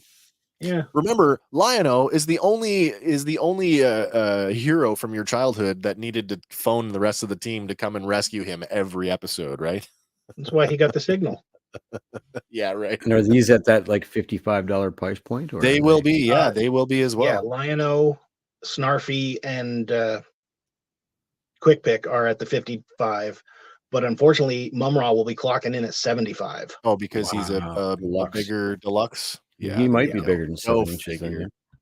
Maybe. Excuse me. Go ahead, one more here. One more, yeah. And we've got Snarfer, who I honestly have no recollection of. This isn't Snarf? This is somebody else? This is Snarfer, another who is apparently Snarfer. Snarf's cousin. Or no, I'm sorry, nephew. My bad. Nephew.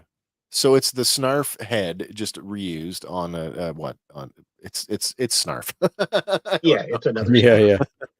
He looks good with the George Jetson hat on though. That's pretty cool. Oh, you mean like Nightmare on Thundercat Street? Exactly. Yeah, a little That's bit. right. A Go little away.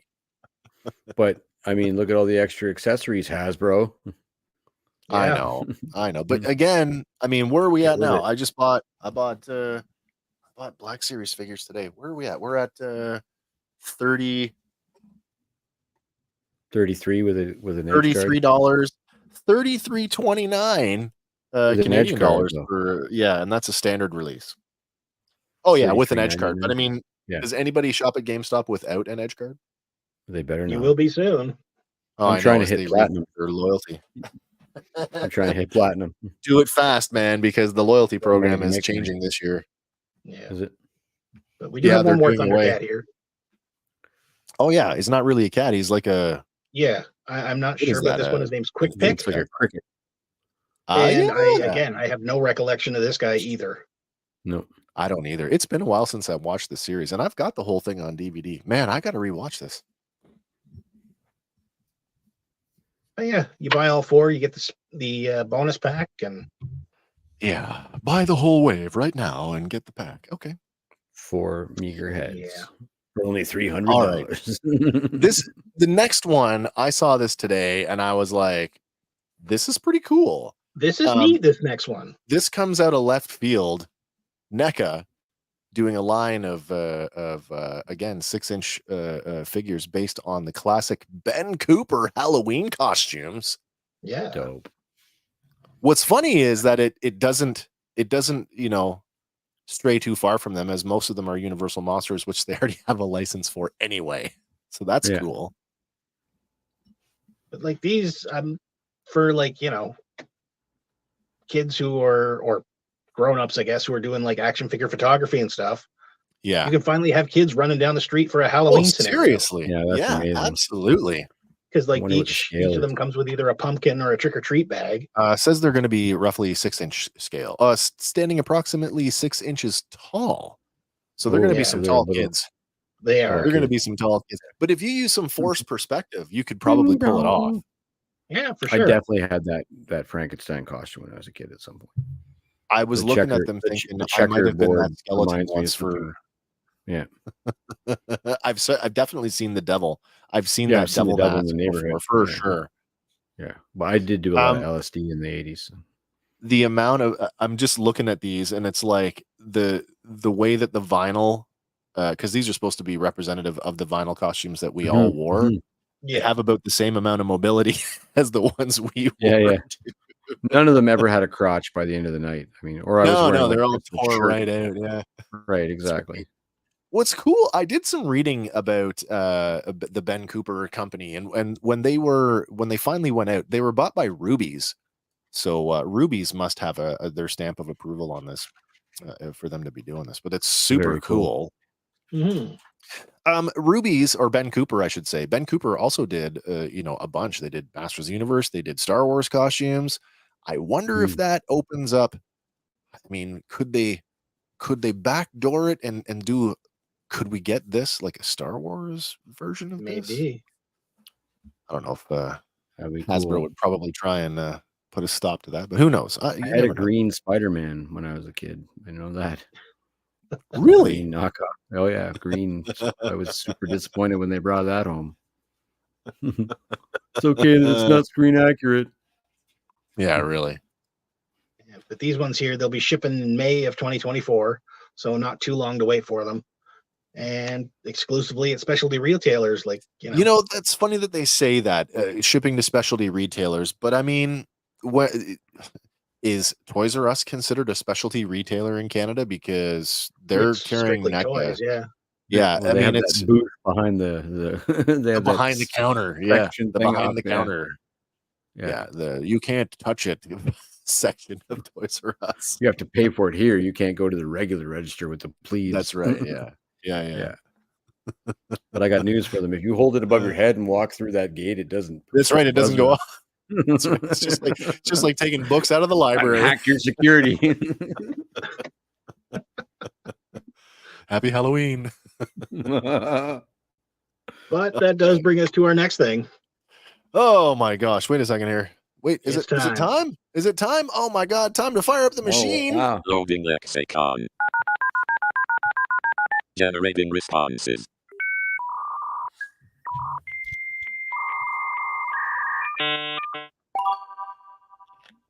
Responses ready. Lexicon is the word game where you decide what's real and what is a con. Get ready. Here we go.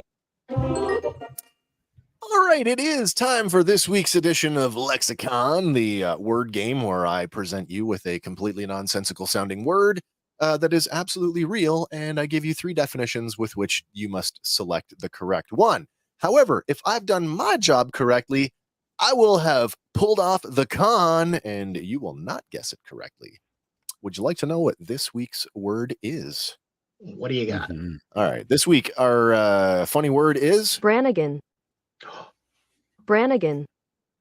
not the Laura. Or Zap. That's Zap right. Brannigan.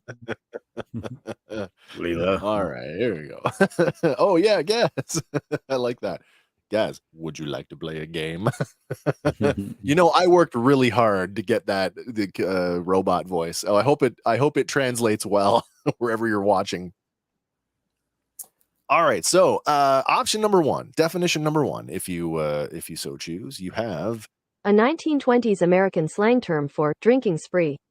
that is definition number 1. We're going on a Brannigan. Or, it's right. Be careful how much Brannigans you do. You could also have definition number 2. A noisy quarrel. That's option number 2. Or we have a definition number 3. Anglicized from the Gaelic, Obran again. A boy's name that means raven. So there you go. You've got drinking spree, a fight, or a kid named Raven. My Gale is Wouldn't rusty. the fight be included in the drinking spree? And then I don't know, as a one result, from some the other. kid gets called Raven. Did you call me a Brannigan? That's my name. I was just going to say, I've never heard it as a name, but we actually instantly went to 2 people's names. True. Oh, did When we? we- Oh, that's true. Yeah, That's we- true. Yeah, right? we did. We Last did, names. Sure, that's true. That's So true. I think it feels like it could mean either 1 or 2 to me, but I'm going to go with 3. Yeah. Okay, so we've got Hank locking in at number 3. The anglicized from the Gaelic O'Brien, a boy's name that means raven. Andy, where are you at? I'm stuck between 1 and 2, 1 and but 2. I'm thinking I'm going to go with number 1. An American slang term for drinking spree. All right, checking in on the chat, we've got Gaz coming in at number 1. That's also 1920s American slang for drinking spree. And then Azazel, who's like, well, if Gaz says 1, I'm going with 1. Let's go on a Brannigan. Well, listen, as I have done on previous episodes, sometimes I like to twist the rules a little bit. And so, you know what? It didn't matter what you picked tonight. You're all a winner. You won tonight. Wicked. It is all 3 of them. Yeah. A Brannigan is a brouhaha. I knew it was a brouhaha. Zazel says, I'm down for a good old-fashioned brandy. Count me in. I think we might have our next T-shirt there. Count me in. That's right. Going on a Brannigan. All right. Red, you can actually have a Brannigan with Brannigan while during a Brannigan. That's right. We could have a Brannigan on the street, then go inside for a Brannigan and finish the night by carrying Brannigan home. All right, that's been this week's edition of Lexicon. Come back next week, and I will have another nonsensical word, and hopefully we'll pull the con off next week. All right, Andy, it's back to you. Where are we going? Well, you remember last week when Steamboat Willie became public domain? I do. Sure and kind of some companies just basically rushed to get their stuff out there. Well, that Infestation 88 has hit some backlash. Because apparently the number 88 is tied with Nazi Germany. Oh, well, that's worthy of backlash. Yeah, so apparently the 88 translates into HH or Hail Hitler. So they put out an announcement. I'm sorry, I can't help it. We've all seen that meme this week, haven't we? Yeah. Hey Google, show me Steamboat Willie with his veiny throbbing cock out because it's 100% legal. But, Nightmare Forge Games, they wasted no time announcing that they were changing the name from Infestation 88 because it takes place in the 80s. They're now going to call it Infestation Origins. Okay, that's fair. So, didn't the Nazis have origins? Sure, why not? I mean, is everything offensive? Everything is offensive at this point, yes. I had no idea that 88 translated to HH to Me neither. that degree. I wouldn't. I thought it was Eric Lindros's number. Uh-oh. I didn't know Eric Lindros was a Nazi. He was right up until they concussed it out of him. Right. Well, you should really, I guess, beat the brains out of a Nazi, I guess. I don't know. Yeah, where are we going with this? Punch a Nazi every time you see them. That's right. Yeah. All right. So they're recanting on their title. They're going to change their title. Does that change anything else about this? I don't think it changes anything else at this point. So, but do they get a pass for correcting the mistake, or do we burn the witch? I think they get a pass. Like they addressed it really quick. I hardly think it was probably intentional. The 8s look like mouse ears to me, for God's sakes. Sure, for sure. So we're not going to cancel these guys? No. Okay, that's fine. That's fine. Like it said in their X'd. They chose the 88 because of the symmetrical design, and it takes place in 1988. Completely innocent, and that is a completely plausible story. Yeah. Fallout 4 is like the Fantastic Four. I mean, come on, guys. Yeah, really. But Reed Richards wasn't a Nazi. No, that's true. That's right. All right, so wow, Mickey Mouse. This is gonna keep going for a while, I'm sure. It will. Oh yeah. Because even the creator of Blood and Honey has said, tread lightly. You're messing with the mouse. That's right. Right. It's true. Right. Yeah. Yeah, I I mean, you can recently only push heard. it so far. I don't know if anybody else heard this. I recently heard, and this is we're stepping laterally because you said blood and honey, but the voice of Winnie the Pooh was the voice actor for many of Winston Churchill's famous speeches No because he was too way. drunk to actually deliver them. Oh, Look this up, boys. that's interesting. That's a cool story. I will look that up. Yeah. That's very cool. All right. Are we done talking about the mouse? Yeah, for now. All right. There'll let's get to probably the be a next lot one. more to follow. This is an More interesting than one. likely. I've been lightly following this one. I'm doing it. Zazel, you wrote that, and I'm doing it in the voice. Oh, bother. That's what I said to Lauren. I can't. In my head, it was already there before I even spoke. Hey, Eeyore, we're going to grease the treads of our tanks with their entrails. What do you think, Christopher Robin? Oh, I'm sorry. Sorry. It's always more fun when you guys are in the chat. All right, let's get to the Nintendo news. What do we got? So it is predicted that the Switch 2 might arrive in 2024.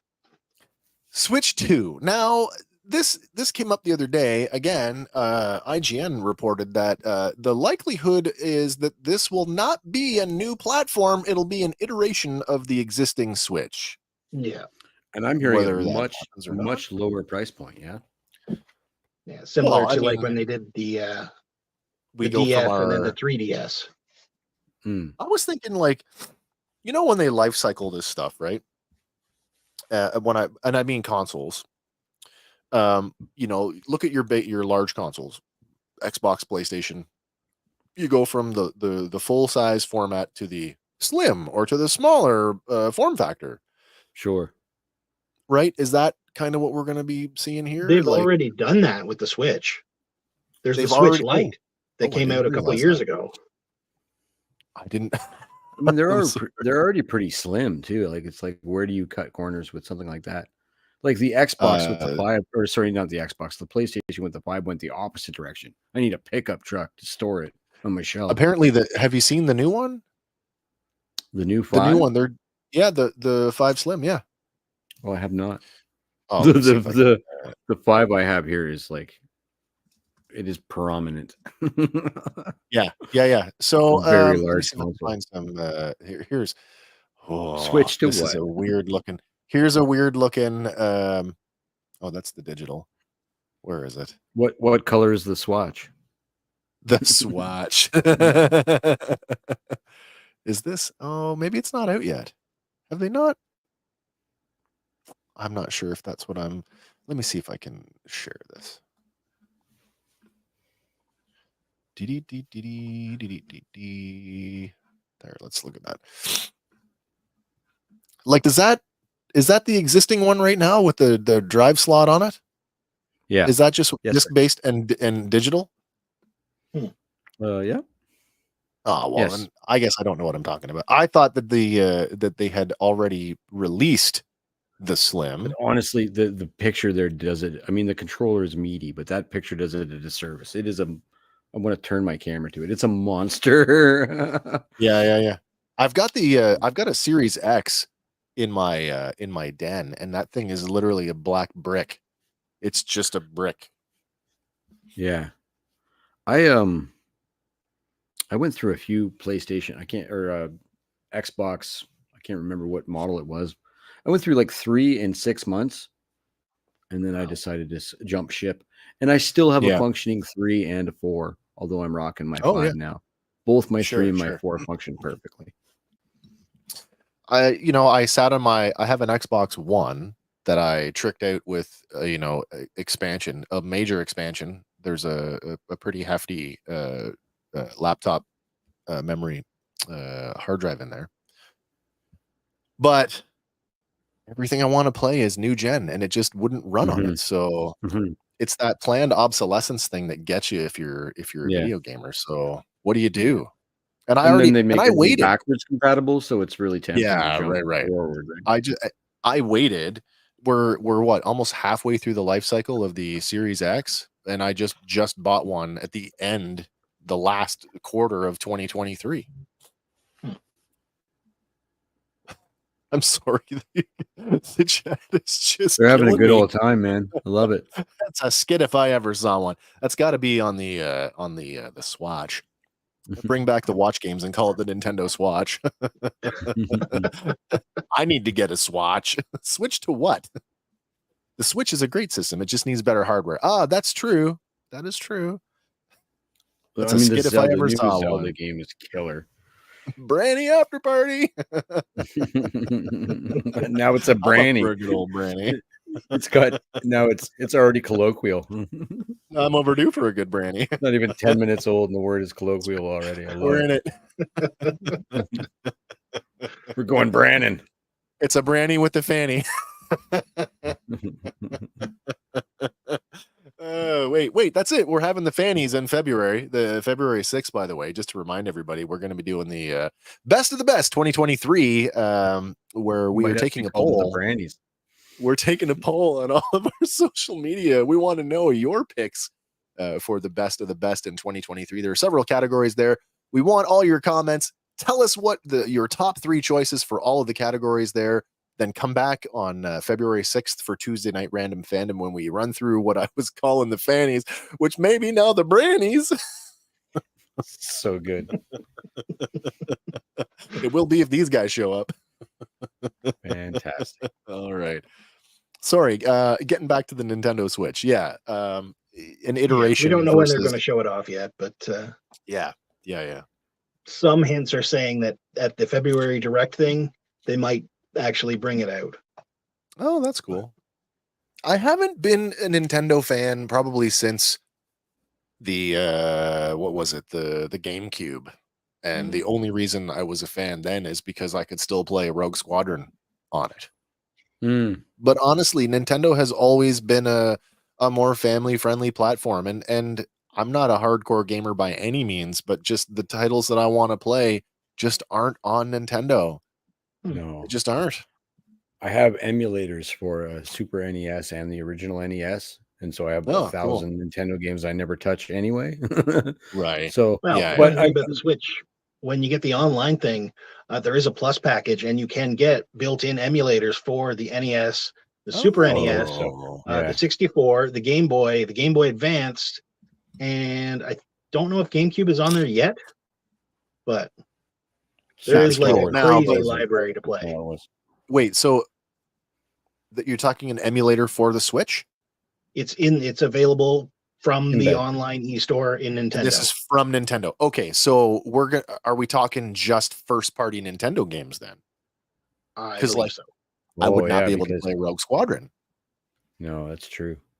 No, that's what was it? Factor if 5. I ever bought one, and like Lauren and I sort of look at them every once in a while and drool, it's because of that new Zelda game. Or I guess it's not new anymore, but that the Zelda game would make me buy the system. Yeah. Yeah. That's what Jedi Survivor did it for me too. Going to get my Xbox, play Jedi Survivor, and I did. All right. Well, is that it for the Nintendo? Yeah, so far. Let's move on. All right, moving on. So, Suicide Squad director David Ayer has said that he is now done with DC. Oh, because they don't want to. Yeah, the studio has no interest in releasing his director's cut. That's unfortunate. If they did that, I would go back and watch it, probably for the first time since I saw it the first time. Fair enough. I just didn't. It didn't really jive with me. Yeah. It didn't jive with me the first time. Did he start with DC? Because I would like to see these director cuts movies. Like taking Deadshot and turning him into a hero was just not the right move for that. And I'm sure that, we got Will Smith. We can't make Will Smith the villain. Well, Will Smith made himself a villain. You totally can. Yeah. Yeah. The entire squad is made up of villains. That's the whole point. Yeah. Never seen it. Probably won't.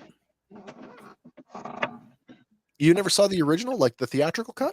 I saw like when this is what the second one? The first one would be the first one. Yeah, the one with Will Smith 2016. Yeah. The one with the terrible Joker and Never saw it. Saw the one with the shark. yeah, That's that's part two. You know who voiced the shark? Hmm. Adrian. Oh yeah, yeah, Stallone. Stallone. Stallone was the voice of King. But I didn't know King Shark. Will Smith wasn't in that one, was he? No, he was No. not. Yeah, they No, wasn't it replaced him Idris with Elba? Had yeah, replaced that was with, the Idris second one? Elba. Yeah. So I've man. never seen the first one then. Yeah, I mean, is it worth watching? You could watch it as an exercise, in like, oh my God, like how to torque up a I love car crash franchise. movies. You get to see Ben Affleck, get dragged around Toronto on the roof of a purple Lamborghini for 1 second.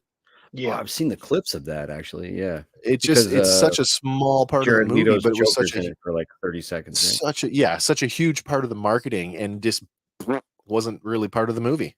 Yeah. Not that I cared for his version of the Joker anyway, but Well, the director Ayer has said that in his cut there is more of the Leto's Joker, and nobody's crying for it. I am a huge fan of directors getting their vision to screen. I mean, I was a huge fan of the Snyder Cut. Say what you want about it. I liked it. And it's the same thing. When Highlander came out, the cut that we got in North America was garbage. The Europeans got the better cut, and eventually they did a home media release. They called it the what did they call it? Well, it was called the director's cut, which is funny because it's not. It's the European cut.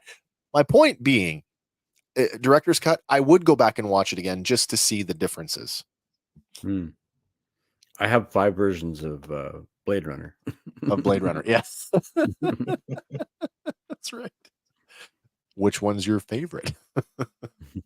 I kind of like the not finished version. Actually, there's like a black and white, no special effects. The sound dubbing is not correct yet. It's pretty raw and great, actually. That's cool. That's cool. Like the black and white version of Mad Max. Yeah. All right. Well, sorry to hear that David Ayer is done with DC. Who knows? Maybe some year down the line. Look at what happened when Superman Returns came out in 2006. At the same time, they dug up all of the unfinished footage that they could find, and they stitched together the Richard Donner cut of Superman 2. So who knows? Maybe 30 years from now, we'll get the Ayer cut of the original Suicide Squad. Yeah. Sorry. All right. Where are we going next? Next, we're going to water. So Jaws star Richard Dreyfuss is returning to shark horror. But not as the same character. No. Okay. This is a new movie called Into the Deep, where a bunch of researchers go diving for stuff, and then they end up having to fight off shark. But it will be released sometime in 2024. Directed by Christian Sesma. All right.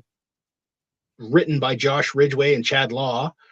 And Scout Taylor Compton, who played Laurie Strode in the Rob Zombie Halloween remakes, she's going to be in this. Okay.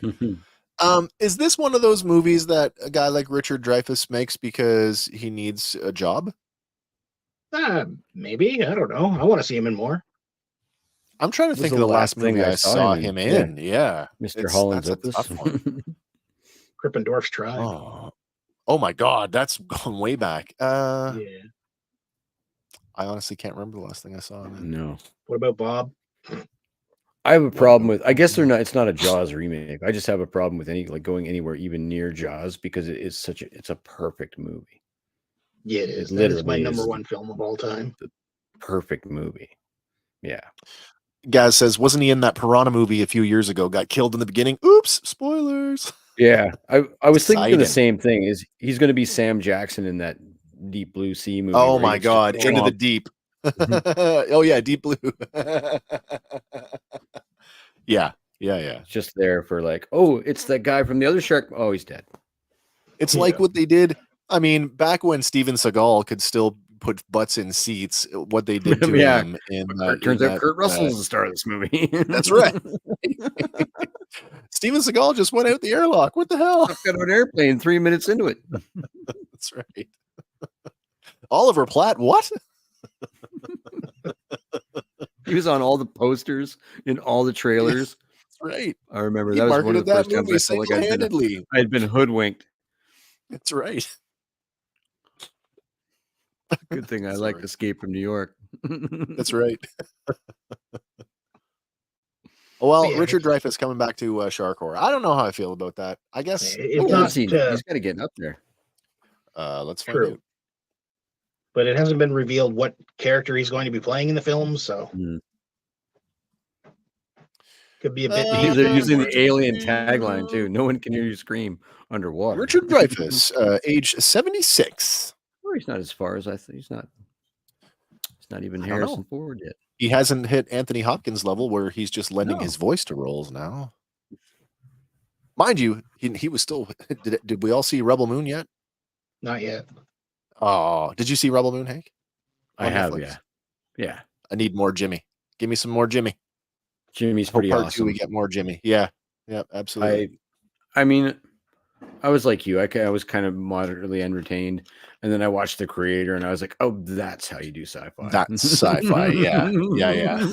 I'd almost forgotten. Creator was like, I was in tears for parts of Creator. It was fucking so great. good. Yeah, it's on my list of top. It's on my best of the best for 2023. By the way, that's one of my votes. Don't go swimming after a branny. Either version. Whole wheat brandy. We're going on a barley branny. Oh no.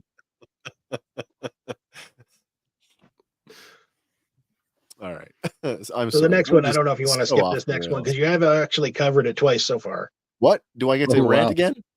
Well, no, this is a great reminder. We are doing Best of the Best 2023 on February 6th. If you visit any of our social media, whether it's Facebook, X, formerly known as Twitter, and I get tired of saying that every time, but Wax. all of the socials, we're on everything. So if you find us on social media, find the post with this image and give us your selections for the categories that are there. If you don't, it's going to be a pretty boring show.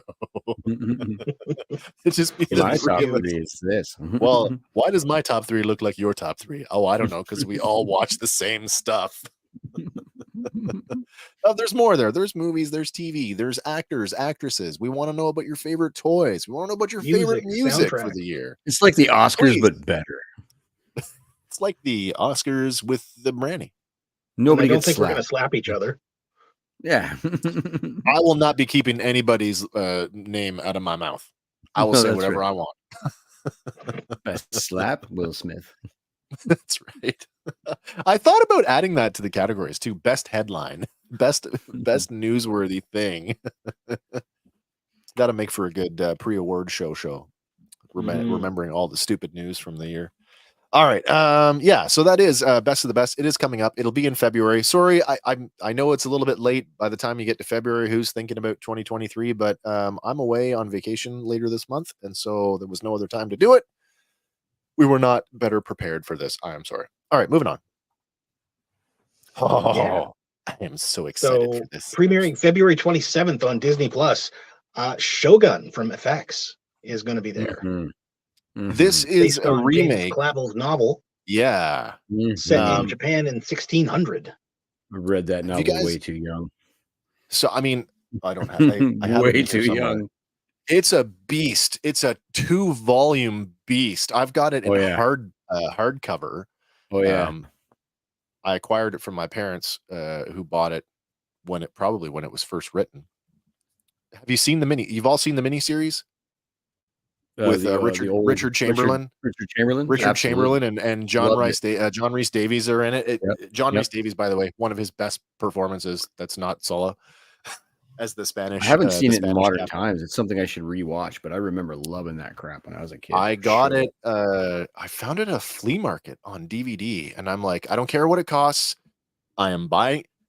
Guys, wait, the Richard Chamberlain miniseries? Yeah, Yes. that's the one, man. The That's Richard the one, Chamberlain guys. miniseries. So this Shogun is getting redone. Now it's not a remake of the miniseries. It is a new interpretation of the source the material, novel. the James Clavell novel. Yeah. So good.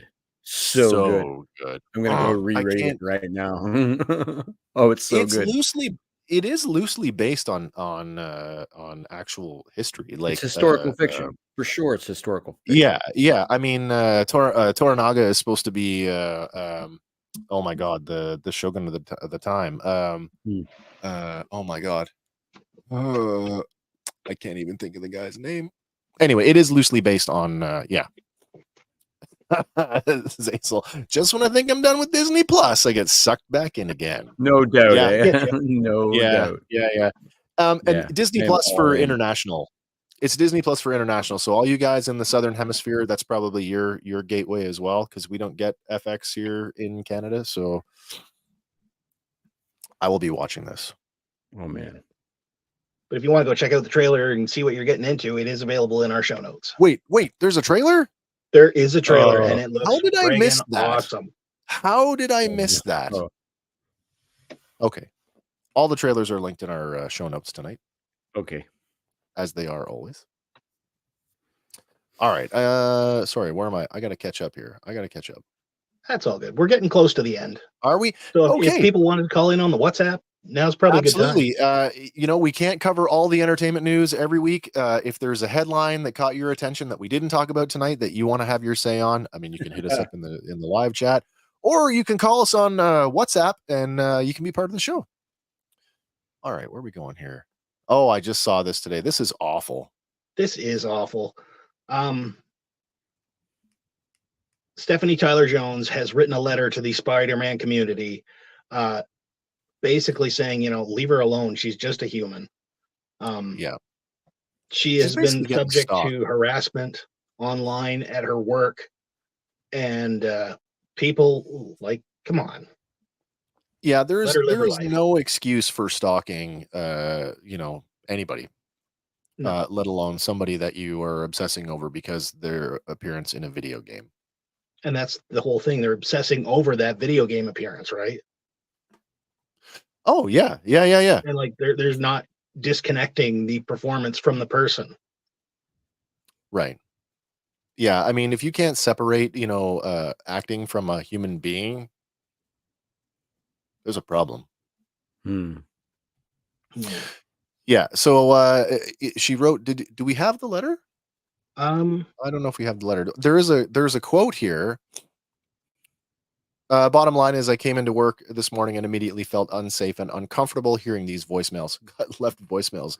Over the weekend, some followers crossed boundaries. One went so far to call my workplace, leaving multiple voicemails wanting to speak with me and requesting that I call them back, which is unacceptable and considered stalking. She says that she is no longer actively auditioning actor or model. There you go. Essentially, she's getting out of it. You've turned her off of the profession. Yeah. That's unfortunate.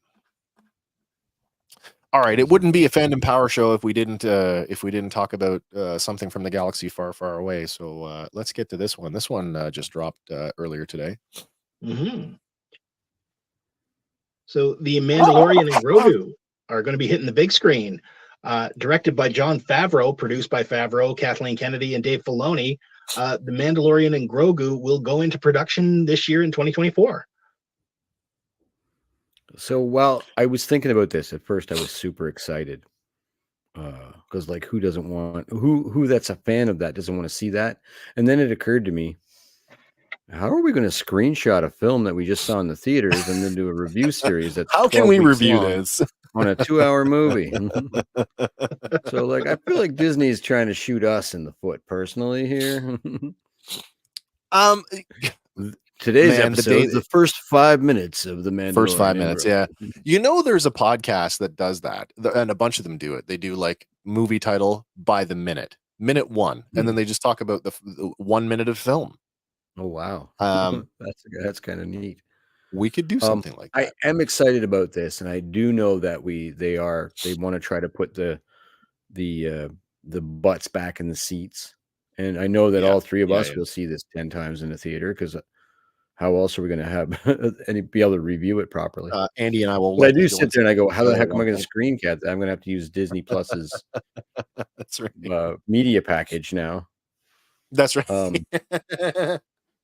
Or you just cell phone the whole thing while you're while you're watching. And since and it does signal another thing to me, since it starts filming this year, it Yeah. means we're not getting a season 4. Well, I had said this earlier today in our group chat before we went live tonight. I said this is either really exciting news for people that had no idea, or it's really boring news for those of us who have been following along, where it's been, oh, the next season of The Mandalorian might not be TV. I guess that's confirmed now. It's definitely confirmed. Is this the culmination movie that they've been talking about that's going to bring No, all the I corners believe of the I believe Filoniverse? that is still a Filoni directed film. The Filoni Yeah. directed thing. Okay. Yeah, Because this I one's believe under that the still guise is the of case. Favreau. So we're And saying I don't know that if the you guys saw that Mandalorian. Rosario Dawson was talking like there might not be an Ahsoka season 2, but she's definitely going to be in the Dave Filoni movie. And she just She said has that to on be Twitter in. or something. I would definitely. You couldn't I have will her. call that into question in our next slide. Oh, okay. I don't Good know. to know. What we're saying though is that the Mandalorian, Din Djarin, and Grogu have grown beyond the small screen, which Yes. is such a. Isn't it so blurred though, the lines between small screen and big screen, considering we're all watching like 65-inch big screen TVs that are in the widescreen format already? I think we said it until we probably were blue in the face that the production values on that show were anything but television like. Absolutely, yeah. You know. Excuse me, pardon me. Zazel says, I was hoping that Mando would be a show about the bounty of the week like the old Western shows of the day. Which my favorite thing about it is that lone wolf and cub kind of energy.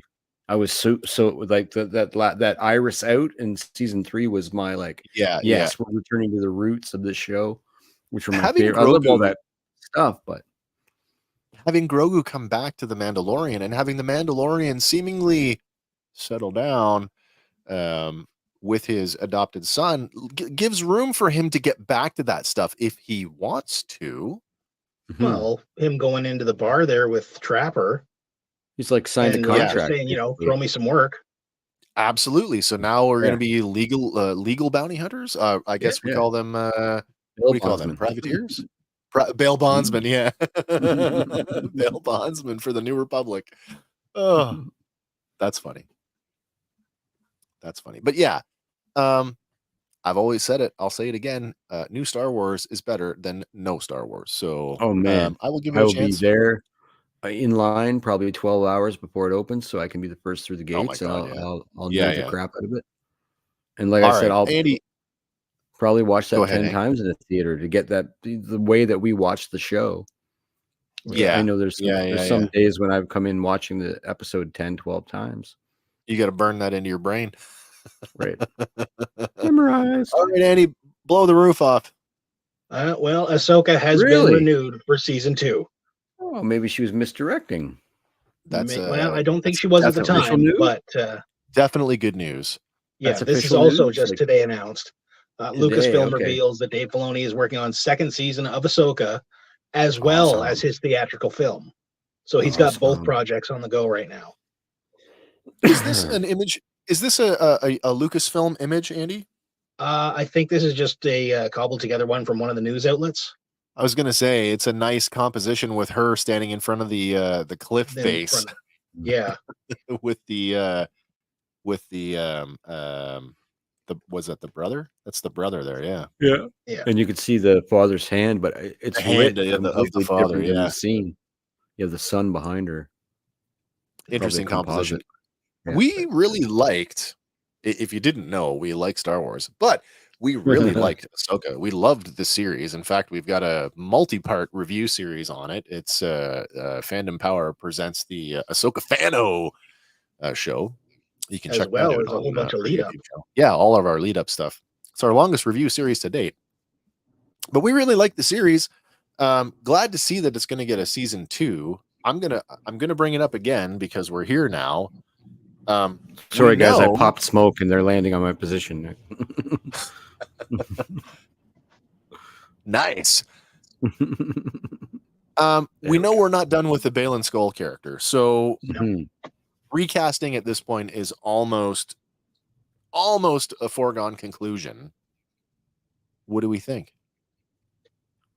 They could You're literally gonna do have to think the long and hard. Who can Sam fill those Jackson thing and shoes. just have a monster eat him in the episode 1. Just oh, there's that guy gone. Oh no. I I'm sticking with mean, what I said at the end of our review series. I'm going with, and this was a popular choice online at the time, and I came to the same conclusion. I would be all for trying to get Liev Schreiber in as Balin. I'm down. I'm down for recap. I'm down for whatever. Like I really No enjoyed the wish list? character, but I have no expectations of the character, and I have no I'm not going to be disappointed. I'm not so attached to poor Ray like I was to Mark Hamill or Harrison Ford and I got over that. So whatever That's true. We direction did. we're We in liked good Solo. hands, and right, exactly. Love Solo. Yeah, I'm definitely I'm in the same opinion as Zazel. Recast. Don't do the CG thing. By CG, you No. mean let's get a body double and digitally insert his face on them the same way we Yeah, did with Carrie Fisher. We've I just wouldn't gone want through hell and back in a strike to avoid that crap. Let's get as far away Yeah, from that let's- stuff as yeah. possible. Let's get people working on screen. Let's see their face. Yeah. Yeah, I'm yeah. okay with reinterpreting a character. It happens all the time. So it's All the time. totally fine with me. We're on our Yes, ninth just James recast. Bond.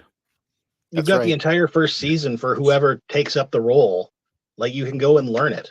Like Oh, the absolutely. template is there for you to study, Yeah. study Yeah. and master. Yeah, and Yeah, I mean, absolutely. his presence was incredible. But Yeah. you just have to brood a little and be wise, and That's right. there, nailed it. Be pensive. Look pensive. My beard is graying up here, Disney. That's right. So if Yeah, you need yeah. anybody to, I'm You need to short put like on the like action a- figure like that you 2 made feet, too. but I'm about the right scale of that stupid action figure you made. that's you mean with the horrible pink skin? And It's awful. it's 5 It's- inches yeah, in a it's 6-inch way too scale, and short. he's like Yeah, Vader tall. Yeah, it's not so crazy. good. The Shin Hattie All is right, taller. season two confirmed. We don't know when, but it is That's coming. excellent news It is because coming. I just read the opposite like a day ago, which is excellent news. All right. Well, that does bring us. We're getting down to the wire here. We've got one more news article, and then we're gonna wrap it up. So let's get to that one. Andy, you want to talk about this one? Yeah. So we talked about it last week that The Rock had returned to Monday Night Raw, Yeah. and it was an electrifying moment. But since that has happened, a video clip has surfaced of the WWE ring announcer Samantha Irvin and her reaction when the Great One entered the arena. Oh, and cool. we've got a clip. All right, let's play that clip right now.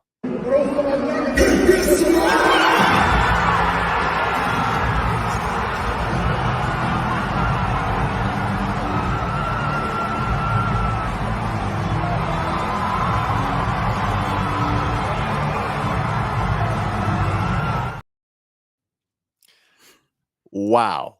Yeah. When She she had no stopped to look at idea. her arms, right? Like that's the whole like, oh, the hair is standing up on my arms. Yeah. Do you that's think a genuine reaction right there? So, and I don't want to be the skeptic, but I have to ask: did she know, and she's just rolling with the energy of the crowd, or do you think that she was getting it as the fans were getting it?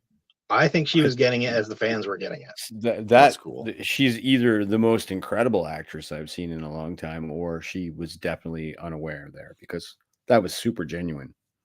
Yeah. Super genuine. It's cool. Yeah. It was very Like, cool. There's not that many wrestlers who can generate something like that in an entrance, but when it is, it's real. Yeah, absolutely it was. Cool though. Super cool.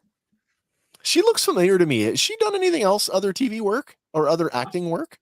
I am not sure. She looks familiar to me, and I just can't figure out where. All right, I'm not going to spend a whole lot of time on it either. All right, that is officially our last entertainment news item of the week. So this is the last call for last call.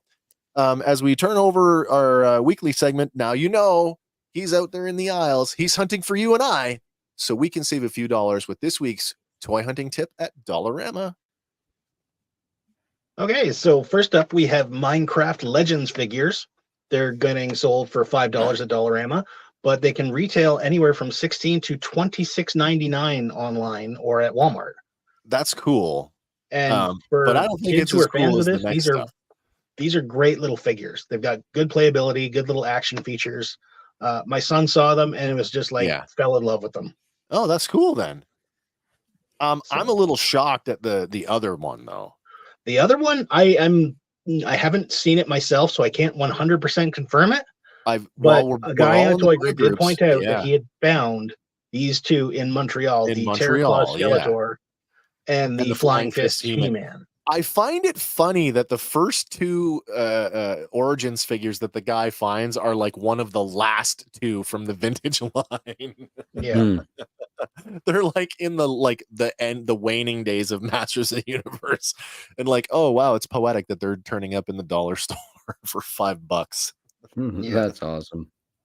At the They same retail time on Amazon right now for $22.99 and up. Well, so. yeah, absolutely. At $5, I don't collect Origins, but I'm in for $5. Oh, for $5, I'd almost buy anything. Absolutely. Exactly. Basil, great show. Thank you very much. I'm so glad that you're able to hang around. I know it's early in the morning for you over there, so it is not lost on me that it is hard to coordinate. It is hard to coordinate schedules when we are in opposite hemispheres of the world. So thank you so much for hanging out. Really do appreciate that. I'd buy that for $1. Me too. I'd buy that for $5 Australian dollars. What do they have in the UK that's similar to a Dollarama or a Dollar Tree? Do they have something that's like in the United Kingdom? They're in the UK. Yeah. Do they have? Do the boys know? I don't know. Gaz? TJ would be able to tell us if he was hanging around. I don't know. Gaz, where are you in the world? I should know this, but I don't. Are you also in the Southern Hemisphere? That's all right. Maybe they've already tuned out. Who knows? They could have. I tuned out hours ago. Yeah, my point being anyway that we've had some like really like lightning hot items turn up at Dollarama in the last couple of years. Yeah. I think the whole trend kind of started when the Mattel Ghostbusters showed up and everybody was like, oh, holy crap. And I feel like this is going to be a repeat performance of that. All of the resellers are going to be like hunting these obsessively. So if you want this for your collection, my advice is get to your Dollaramas sooner than later and make sure you get one. Yeah. Cool. Wow, that's it. That's the show. Yeah. What do you think of that, guys? Excellent. I just want to say a big thank you to Zazel's Clubhouse, Gaz, TJC, Silver Spider. We got Sarah Hodgson and everybody else who showed up in the chat tonight. Red, that one goes out to you. Steve, Kim, and Sean. Everybody who hung out tonight. Ray, thanks for turning up. This has been one of the best interactive shows we've had in quite some time. It's always a better show when you guys are here hanging out with us, and it wouldn't be the same without you. I know we've been made a mess of our schedule in the last little while because of illness and other things. I've got a vacation coming up this month, so it's going to be the Andy and Hank show or the Andy show for a week while I'm away. We do something. We'll cook. I don't know, but we will be back next Tuesday with another round of Random Fandom. Wicked. Until then, everybody, fan on, and of course, for Fandom Power, my name is Wes. I'm Andy. And I'm Hank. And we will see you on the next one. And bye for now.